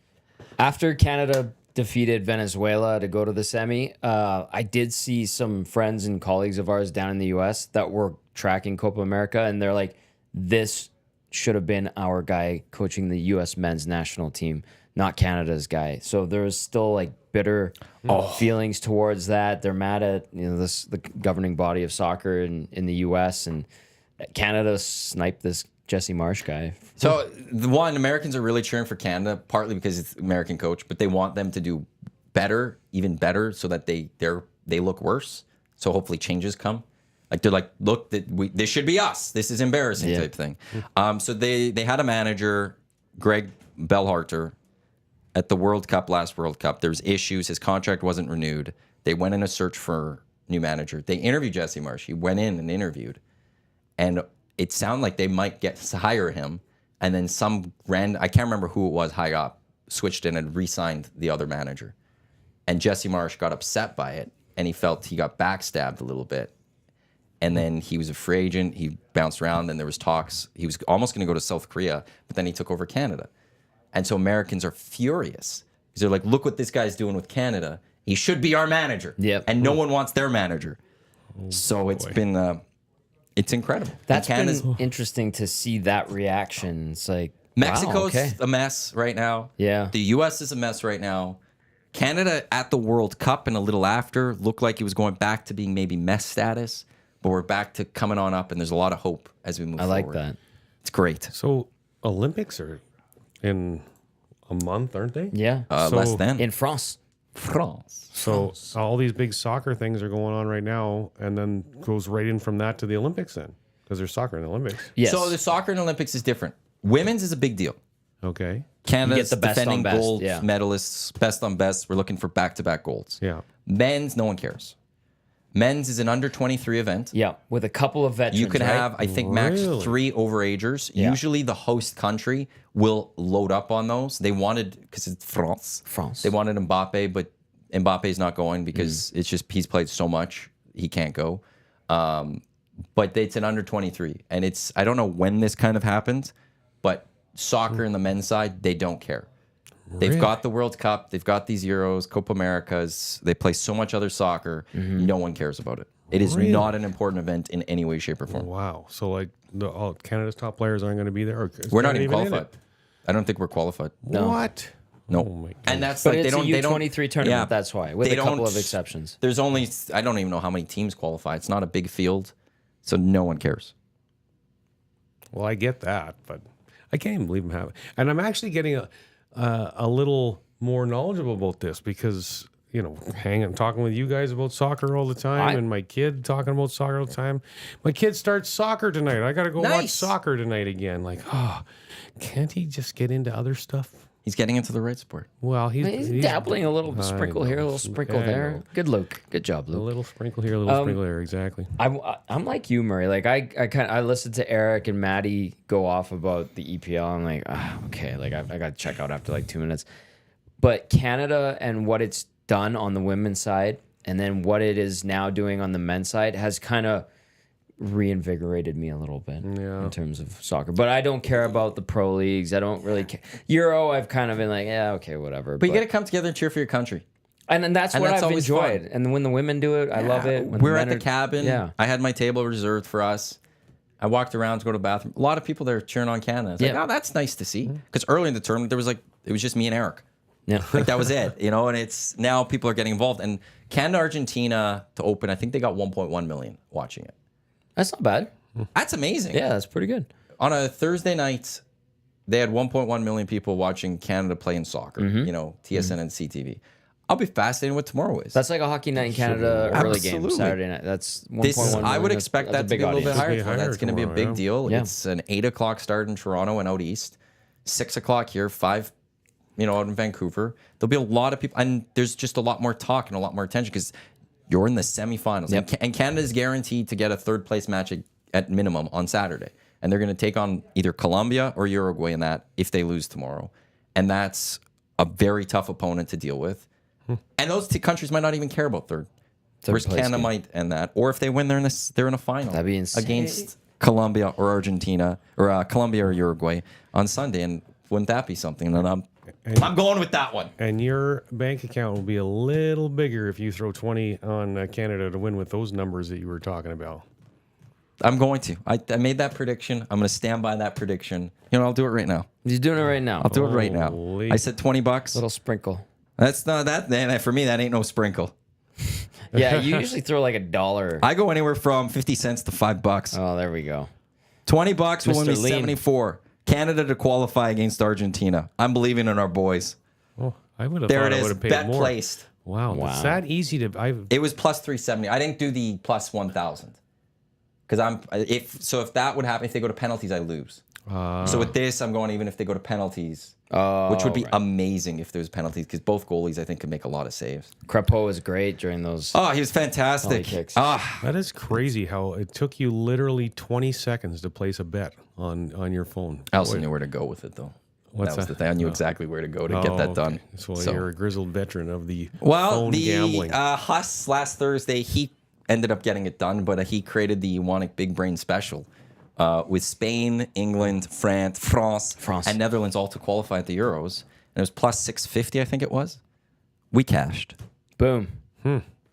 Cashed. And then he texted me, and he went, Uruguay, because I said, I'm feeling Uruguay. He texted me that. And he's like, Uruguay? And I was like, yeah, that's who I think is going to win. He bet on that, and he cashed that one, too. So I've been crushing it on the soccer for some reason.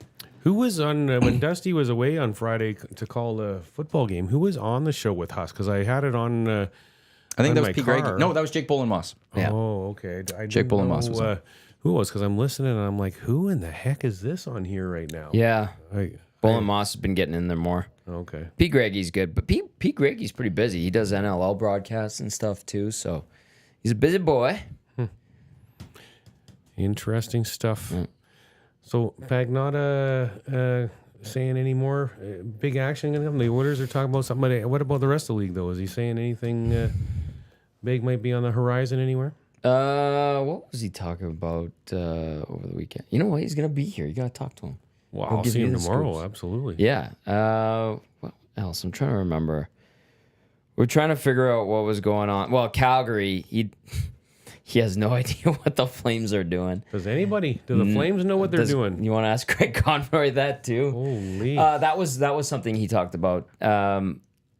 Kadri, his name has been thrown out there, and I know we've talked about it, but that is legit. Like there would be interest in Kadri, and yes, Toronto would be interested in him. That was something that Dave talked about. And then if you're Mackenzie Weegar, like you're looking at this situation going, I just re-up for this garbage. Like I'm in the heart of my career, and look at what's going on. And then Pagnotta was like, believe it or not, there was a team who was interested in Huberdeau, and those talks went nowhere. So that was what I remember off the top of my head from a great segment with Dave. Huberdeau could get moved because if Dubois can get moved, Huberdeau can get moved. Yeah. Like, I have more faith in Huberdeau becoming an 80-point guy again in the right situation on the right team. Yeah, it's not in Calgary because there's nothing to play with No, anymore. then that's so true, unfortunately. Unless you're an Oilers fan and you're laughing at them, which I Exactly. understand. Although I think if the Battle of Alberta have had two good teams going at it, it would just be so great. Well, so that playoff series a couple years ago, that it was awesome. So fun. It was awesome. I loved it. Yeah, but if you're an Oilers fan, you want the Oilers or the Flames to be trash. Yeah. I believe you want your rival to be as awful as possible it's at all a times. win-win. It's great. It's a win-win. Yeah. Right now, for Unless Oilers they beat fans, you, it's a then when win-win. things are good, then you have to deal with that. That's true. Yeah, Speaking of Calgary, I want to get to this text. Came in earlier from Miranda in Calgary. Hey guys, how about Ryan Whitney and his absolute stroking, adoration of the Oilers on the Spit and Chicklets podcast? I mean, clearly a play for social media engagement, but folks hated him as an Oiler. Or Evander Kane, who was a hot mess when they brought him in and may currently be a lukewarm mess, so stay tuned. Miranda in YYC. Thank you, Miranda. Ryan Whitney's hopped on the Oilers bandwagon. He was the Ryan Whitney. I'll say this: I'm enjoying him post NHL career because he seems like a different guy, and he had some humble pie fed to him when he ended up in Russia. Yeah, and it kind of gave. And I listened to him on Spit and Chicklets talking about how it gave him a different appreciation for what he had. Because when he was here, I didn't go out of my way to talk to him. I just didn't get a good vibe. He was grumpy. He was not happy. He had the injury thing with his foot and his ankle. And things did sour here. And to see him now, the way he is, I'm like, he seems like a good dude. Like, that was like his dad. His dad was on the trip one year, on the dad's trip. And Dan, great guy. Very outgoing, friendly, has a sharp humor like Ryan does. Has that Boston accent, and I'm starting to see more of his dad in him now, and it's good to see. And yes, Miranda's right; it is for clicks, and they know where the audience. Absolutely. Anything and anytime you mention the Oilers, you get a lot of traction in terms of engagement and stuff like that, and that's a great thing. It tells you how rabid the market is and the fan base, and I think other markets too like to hate on the Oilers, or there's kind of that spite. And understand It's a hate watch. I hate paying attention. Yeah. There's those teams out there. And then Kane, we don't know. That's another thing that Dave talked about is if he did reiterate that if there is a trade out there or something for Kane to get him out, that the Oilers would explore that. And we've been saying that for a little bit. But he does hold all the cards. He's got a no move. It becomes a modified no move next year. People have talked about him building a house and having property here. That's great. But I think Dave made a joke about that. He's like, it might have to be an investment property because there could be interest from other teams, but Kane holds all the cards. Yeah. Until March 1st. Yeah, and he has then a or is it a 15 team 15 or modified? 16 team at March 1st or whatever it is next year. Yeah. It transitions, and the Oilers, I could see him being here this year and then moving on from it next summer, potentially. Because that cap space would be... You've got Leon's contract's going to kick in next summer, and so will Bouchard's contract next summer, wouldn't it? Because he's only got one more year left. Right. Mm-hmm. There's a jump coming. Big numbers. Leon's going up probably 6-ish. Yep. What's Bouchard right now? 3 point something. yeah. They got him on a good bridge. So that's a good 7 potentially. Jump. So at there's a least lot of all of a sudden 5 to cap 7. will go up a bit too, but boom. And they'll have some money come off, but how else are you going to get it? And it might be an Evander Kane next year just because it will be easy to then at that point ship him out. And maybe he has a really good year this year, and that makes it even better to ship him out. Yeah. Well, and as the term goes down, I mean, trading him with 2 years term is not as easy as trading for him with 1 year term. So, yeah. And still a good player when he's healthy and wants to be Yeah, engaged. Like absolutely. he is a difference maker, and I'm not denying. I will never deny that he's a tremendous hockey player. Right. But when he wants to be engaged, though, that's the question. Yeah. And you can't control that. No. Well, and also he's getting up there now when it comes to his age. Yeah. He's slowly. 32, Can he 33. get back to that player from a couple years ago, or is it just one of those? Maybe it is. There was the injuries. I know that. Yeah. But maybe also it's just he won't be able to get being that player. Yeah. Well, and his injuries this year were obviously pretty significant because they really could have used Evander Kane being Evander Kane in the playoffs, and and he wasn't. So this idea of LTIR for him, and does he need surgery, doesn't need surgery, I mean, that's going to be interesting to see how that all plays itself out. Well, someone said, who put it out there this weekend? I can't remember. They said he'd be ready to go by training camp. That's good. Yeah. So the LTIR I don't think would be an option now because that report has not been put out there. There's been conflicting. It was 2 months podcast. That's what it was. Oh, who was it that said it though? 2 months podcast. Oh, okay. Well, that's Joshua Marshall. Yeah, you know what's interesting though is I think I said it last week. I had an athletic therapist from a different team reach out to me after I think it was Tim Peel said that Kane was getting like 10 injections a day. And this AT's like, that's not how you treat a sports hernia. If that's what they are treating, you don't give it injections. Oh. So I was like, oh, I had no idea. Like I have no clue. But wow. But it is out there too. I thought that he was going to put off on whether he needs surgery or not until later in the summer. So, I mean, I think there's a couple different narratives that are out there on what's going on with him. This creates confusion, right? Yeah, for sure. And that's because nobody really knows. People are speculating. I mean, some people know, obviously, but KR says Kane wants a cup. He won't approve trade whatsoever. yeah. No, and He holds the cards. I don't know. Yeah. I don't know. Like, for this year, I could see that. But he has many motivations. come next year, he doesn't have that choice. Yeah. Right. He has the teams that he can say, I don't want to go to. But the Oilers would then all of a sudden have some cards themselves because they could work on a deal with any of those other ones, and he can't do anything about that. Correct. Right. So, but the bottom line is the Oilers still have to get a couple players signed, Broberg and Holloway. It'd be interesting to see what those numbers are going to be. Like, Their not going body to of be work big. Not going to be big. No, but because they haven't really done much, right? But Can you get them both under $2 million each? yes, I think Murray's right. So you're talking about less than $3 million. I think that's kind of You're in where the I 2 to was 3 thinking million is range combined for the two. 1.5 maybe, Ish. 1.3, 1.5 for both probably on 2 years is kind of what I think maybe might be the numbers for those guys. But because I mean, You'd have to pay attention also when RFA status, like you got to look multiple down Right. the line, and so 2 would make sense. I But would think. so they sign those guys at that, and now where are you at with the cap? Because you have other moves to make, and that's where like CC Kulak, whatever is in the works here with the D trade. I mean, I could see they got to move some salary out, but they still have to have a great decor. So how this is going to play out is going to be pretty darn interesting still. Yeah, and that's going to be, I guess, Jeff Jackson's decision, or because I would assume they have an idea of how this is going to work.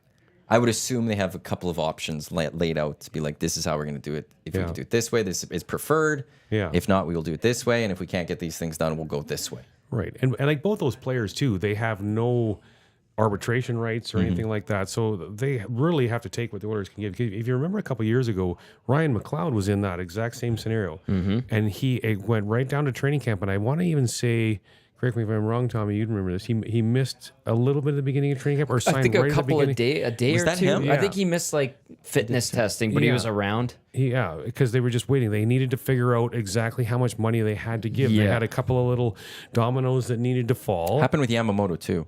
Yeah, and That was a late signing with him. At one Yeah, point. yeah. McLeod was a good soldier in that, though. right, absolutely. Yeah. And they said, well, we'll try to get you some more later, but this is a situation now. This is how much Yeah. money we have. And I want to say when they signed him, it put him to like 30,000 below the cap or something. So Yeah. they gave him the absolute maximum that they could once all the dominoes fell and they knew where they were at. Yeah, and then yeah, you're right. That's how it played out. So that could be the way it's going to play out with Broberg and Holloway both. That they got to sort through and see what they're going to do with their decor. See, as you said, they probably well, maybe this scenario is going to happen, then we're here. If this scenario happens, we're here. If this scenario happens, we're here. See how it all plays out, and then okay, this is how much money we got, guys, and this is what we can give you. And maybe it's 1 year deals then. It could be. Yeah. Yeah, that's what they did with McLeod too. Right. They 1 did year do deal. that, So they yeah. could do 1 year and say, hey, we'll see how this plays out a year from now, knowing that we got Bush, knowing that we got Draisaitl's contracts are going to Yep. be bigger, but we can just wait and see how it plays out. We want you here. You're going to be here. Part of the future. Number is going to be what it can be. And if they're okay with that, great. And if not, when they're a little older, they get the control. But when they're this age, they don't have that control. Yep. Correct. And like you said, Murray, they haven't done a lot in their careers. But Right. good indicators for sure. Well, they're done with Baco, both of them. They're NHL. Oh, yeah. Oh, they next have year to, yeah. for sure. That's Tomorrow, it's the EST Golf Classic. Reminder, live full content stopping at 8 o'clock, but we'll have VIP Golf Show. We'll do heavy hockey, hello hockey on our audio stream. And then I'm still going to try to, if I remember to set it up, just set up a camera, shooting out and having a live stream on YouTube of just the views of EST Golf Classic. Where's the one juncture or junction where the restroom is, but then I think you tee off on one. There's 2 tee 4, boxes. 6, 7. That's where it's like that's where the action is. Yeah, there's some action there generally Yeah. for sure. Lots of groups hanging around and mulling around that There's spot. usually a drink hole and a food hole there, right? There is a food hole. Is that where the food truck is? No, that's on 5. That's on 5. Because the food truck can only be on 5 and 5 14. and 14. Yeah. I've learned a lot about how learned your a- courses are run and where the holes Need are. an assistant GM. It's I knew what was great though is as I was going with the holes and stuff is I've played it so much that I knew what I'm looking at and like Yeah. I could just picture the hole type thing. But yeah, no, I needed 7 because you had power at 7. And power. So I needed 14, for yeah. food. But no, well, 5 and 14, but the food trucks are there and there's power and all that. But I needed food for 7. I know that. And then I had a reason for what there's a truck coming for hole 4. That's going to be on the hole. They needed the access for that. And 6 a hole in 1. Okay. Hole. So lots of food holes. Do I need to skip breakfast tomorrow or? There's breakfast at the start. Oh, there's breakfast at the start Yeah, too. I've ordered the breakfast. There's 4 food holes. Okay. And there's lunch after. We're gonna be well Slash fueled. dinner. Like I don't know. Like I'm calling it like Yeah, it's a dinner it's just- after, but it's steak- at the, steak but meal. based on the Steak. timing, Yeah, it's we're having like steak. 2 o'clock type thing. So it's Yeah. lunch, dinner. then So you're nibbling on the food holes all day, then you get your steak, and then Yeah. you're probably not going to need much for supper. I love how Glue Guy, when we were leaving the ranch on Tuesday, walks out with a case of steaks. Yeah. And Glue Guy's like, oh, I got my steaks. See you guys are like, where the hell did you get those? From Murray. And you were explaining, like, great deal on steaks. And I was like, oh my God. He needed some steak to barbecue. I got him taken care How many? of. 24 steaks? Great deal. Yeah. but also tomorrow, well, there was Canada taking on Argentina 6 o'clock, which I will be for sure watching. Stingers taking on the Calgary Surge at the Expo Center. It's their second last home game of the regular season. They are number 1 in the CEBL. Big win yesterday. Big win yesterday. They are number 1. They have to go on the road because K-Days is coming up right away. So then their last home game will be of the regular season because they'll be home for the playoffs. July 29th will be the last home game. They should be home for the playoffs. We've got 4 pack of tickets to go to the game tomorrow. Awesome. If you would like them, 780-218-9999. Text us Stingers to 780-218-9999, and you'll go into a draw to win a 4-pack of tickets. 7 o'clock tomorrow at the Expo Center. Free parking, so it's easy to get there. They got concession items under $5. 4 tickets for tomorrow's game it's the Battle of Alberta, Stingers versus the Surge at the Expo Center. Stingers to 780-218-9999, and you will go into a draw for that, and I will draw someone and get a hold of you a little bit later today. Great vibe at the hangar, the Flair Airlines hangar, and those games are super fun. So, and they speaking of giving a venue some love, they put in new seats last year. They put in HD lighting. They've done a good job, and those games are fun. And the free parking and the cheaper, I think, hot dogs, and or glizzies, as we like to call them. And you can get drink specials as well for around $5, which is great.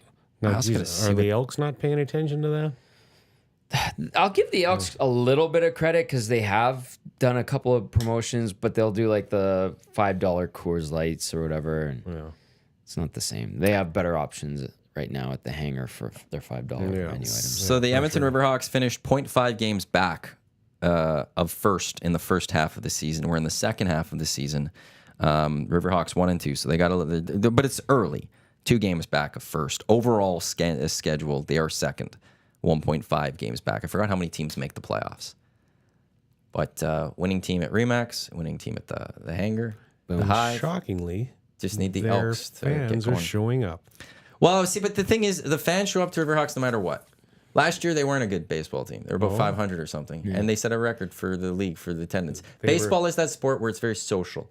And it's not as much about the They team. were 500, you said. 500 is okay. And baseball. 0-4 is not okay. It's No, a vibe for That's sure. different. 4 and what was it last was year? it 4 and last year? 14 for the Elks. That's not good. Last year, the Back-to-back 4 and Riverhawks. That's 14. don't go to 2020. I hate their website sometimes. Point Streak. That's the site it is. I just want to go to summer 2023 and stay on summer 2000. Keeps giving me summer 2024. I'm changing this to 2023. Matthew, go and fix that website for them. Why? Volunteer I your just want to see the services. standings of it. Jasmine texted in, says, I was in downtown this weekend and it was pretty sad. They need to move festivities such as street performers to Ice District. Make it the hub. Regardless, Calgary isn't special other than Stampede, but Stampede does have young professionals out and about 7 days a week. That's what I'm playing with tomorrow. What? Oh, I'm not supposed to say that. Oh, yeah. Okay, never mind. What? Nothing. We're having a subtle little golf. We're having a side golf, conversation. We're having a side tournament conversation. Don't worry about it. You guys, I feel like I'm missing out on something. You're here. not. Okay, anyway. I made fun of bankers and like professionals dressing up as cowboys. We called it cosplaying cowboys on At Stampede? on Hello Hockey. It was a ruse to get people going. I do think it is silly though. Why can't we be pirates in Edmonton for 10 days of the year? We could be. Oh man, The Stampede's really well done. It's fun. It It is is. super. The Well, city's alive. it's- That's the best part. Well, the whole city gets the behind whole it. city. That's what's the It's best a big about party it. for 10 days. Yeah. nobody works. Nobody Nobody works. works. It's world renowned, actually. Because the city gets involved. And It's that's not. and that's the 10 one days thing I of always wished like exhibition. a way to get K-Days better. Like they do, their concerts are a little more elevated. They have the big cowboys for the young people to go party and get plastered in and stuff. Yeah. And we don't fully have that. No, because it's a citywide. Stampede's on. It's not, we're going to go down to the fairgrounds. I love road. Some people obviously do, but here, K-Days is happening. It's like, K-Days is happening. Okay. And it's not avoid that area. We don't have Don't the go parade there. anymore with it. We don't Yeah. have like a lot of the other stuff that used to Nothing. come with It's it. really It's not. nothing. Yeah. Yeah. And so the name change probably hurt that a little because then it was capital X. So Oh, that you was lost so that stupid. connection to Klondike Days. Yeah. Go back to K Days because everyone wants Klondike Days or K Days. We always said K Days, but now you call still it don't have Klondike those Days. things. And it's Well, that whole space is just different now, right? I Yeah. mean, there's no horse racing going on. There's no Can't do that. Owners Nothing don't play there anymore. I mean, there's like, it's just not. It's not the same. Now, that's something about Edmonton that needs to get better too, right? Mm-hmm. I mean, because that's Calgary's got us there. Stampede versus K-Days. 100%. but at the same time, we do got Taste of Edmonton happening at that same time. So there's Yes, that, so you can go that's do fun. Heritage Days is a couple days or a couple weeks later at the end of it during K Days. It is Folk Fest after that. It's Fringe Fest after that. Yeah, the festival it's capital always- of the world. There's always something happening in the summer at the very least. But if the whole city getting behind that one big event, That's what I for- love about it. and that I respect that. about Bars, this, yes. restaurants, just the vibe is for everyone. Everybody buys in for 10 days. And afterwards, they're tired, they're exhausted. Yep. They're ready for it to be over. Yep. And so But it was a we great time. Talked about on Hello Hockey a lot yesterday is about bankers dressing up as cowboys Yeah, for that 10 was, days. that was part of the fun. It is a bit Yeah, on a silly. show that airs in Calgary. It does. That's maybe that maybe isn't the smartest thing you're doing. I'm from Edmonton, and I don't hide that. I love the fact I'm from Edmonton, and it's fun to poke the bear a bit. Now, if you went to Stampede, would you be pretending you were a cowboy? No. And I've gone to the Stampede multiple times, and I never have once partaked in dressing like a cowboy. Yeah. I've never gone as an adult. It's fun. It is super Really? fun. Yeah, I've gone once as a kid, but I've never gone as an adult But- and partied it up. The first year I went to it, I went to the fairgrounds to see it and see the rodeo aspect. And I know I'm not a agricultural farmer rodeo type of guy by any means, but I appreciated it. And I like that element. And I love the fact that you get the rodeo element and it adds to the luster of it. I think that's great. But the fairgrounds themselves, I'm like, this is just K-Days. Like, this is the same. But Yeah. then as soon Yeah, as 'cause it just the comes up here anyways. The party and the just different. Which is atmosphere just in straight the up city is Cowboys. phenomenal. Cowboys having their big Yeah. thing. That's the Yes. spot for the youth to go and Absolutely. have fun. And the party tent is that's- great. That Nashville's that they do, it is awesome. That part is so cool, and I love that.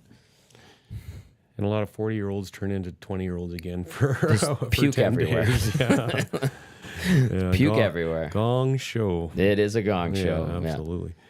Yeah, I'm with you though. There's no cowboy boots or cowboy hats coming anywhere near me. No. That part of it I think is silly because you see it. Like, you could see like a genuine cowboy. Right. Who you're like, these people are from the farm, they do, and then they're just in their element at Stampede. Yeah. And then you see like the custom fitted cowboys, the pristine looking ones, and you're like, that's just garbage. Now, You're a banker. yeah, you're a dentist, you're a mortgage broker, but short shorts, cowboy boots, and a hat on the ladies.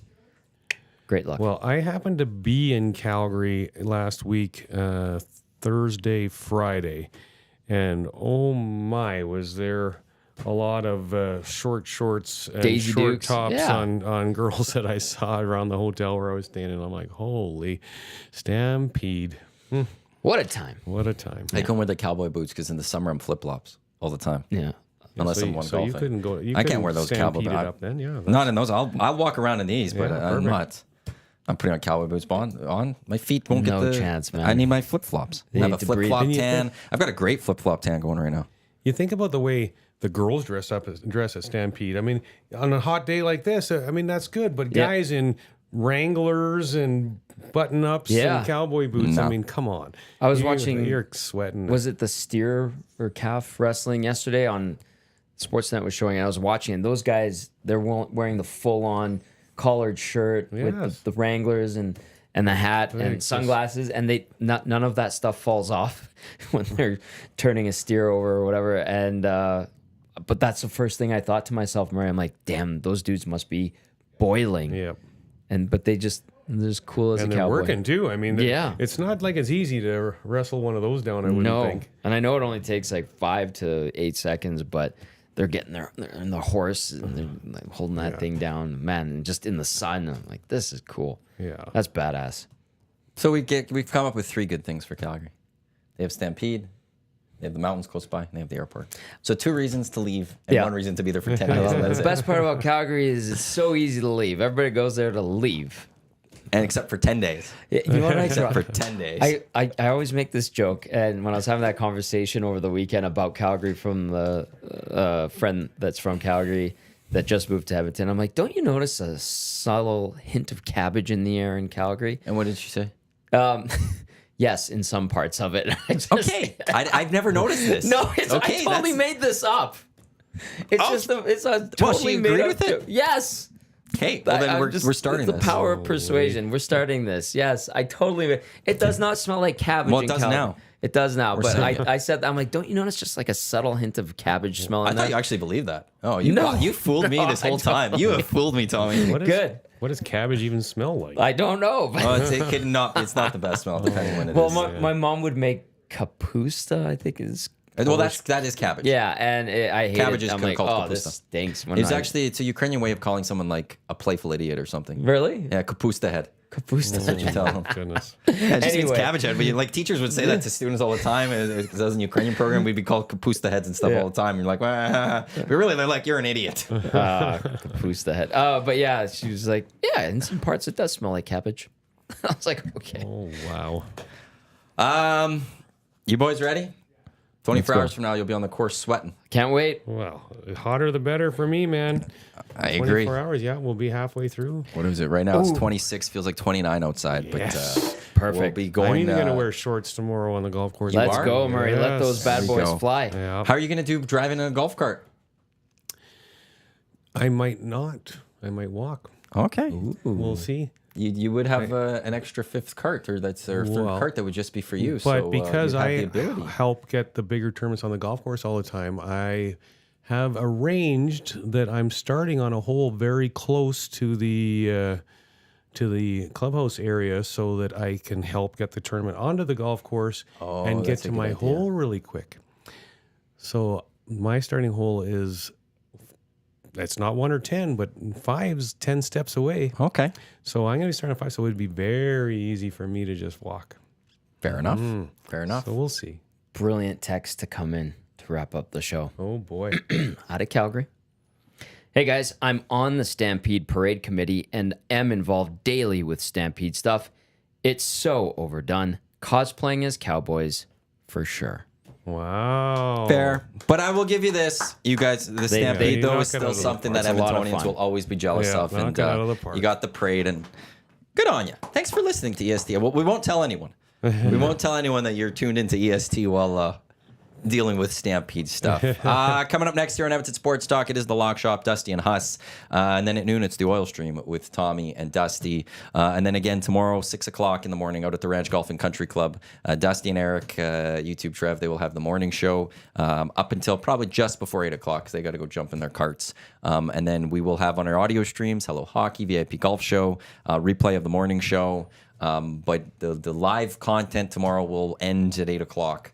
Outside of maybe a video stream of the EST Classic on YouTube. And then we're back fully on Wednesday to recap everything at our first annual EST Golf Classic, which thank you to you, but also big thank you to Trevor of your course. Yeah. He's the guy that he's your event coordinator, tournament event coordinator. He's the best. He's awesome. He's dealt with a lot of Absolutely. my emails and a lot of my questions, and he's been fantastic. So a big thank you to him as well. Yeah, for he does a fabulous job. No round question. of clicks for Trevor. Round of clicks for Trevor. If I'll I give him could the do round of that, clicks. I'd help him. See, I got no click. That's weird. Yeah. A round of clicks. We did. We'll do it again for you there. There you go. We got you covered. My He might clicks- even be yeah. listening right now too. You Good. never know. He emailed me too right before the show, and I got to get back to him right away here. On behalf of Tommy, Murray, I'm Matt. Thanks for tuning in to the EST Hangout presented by Two It's Hard Iced Tea on your clear choice for Edmonton sports. Up next, like I said, it is the Lock Shop. Don't go anywhere. That's coming up in just a few minutes. Thanks for tuning in. Let's go. There you go, right in front of the camera. First time guest, long time listener, fan of the original draft commissioner. Welcome to the EST Hangout presented by White Claw Hard Seltzer. The difference is clear. Matt Iwanyk, Tom Gazzola with here. Joining us today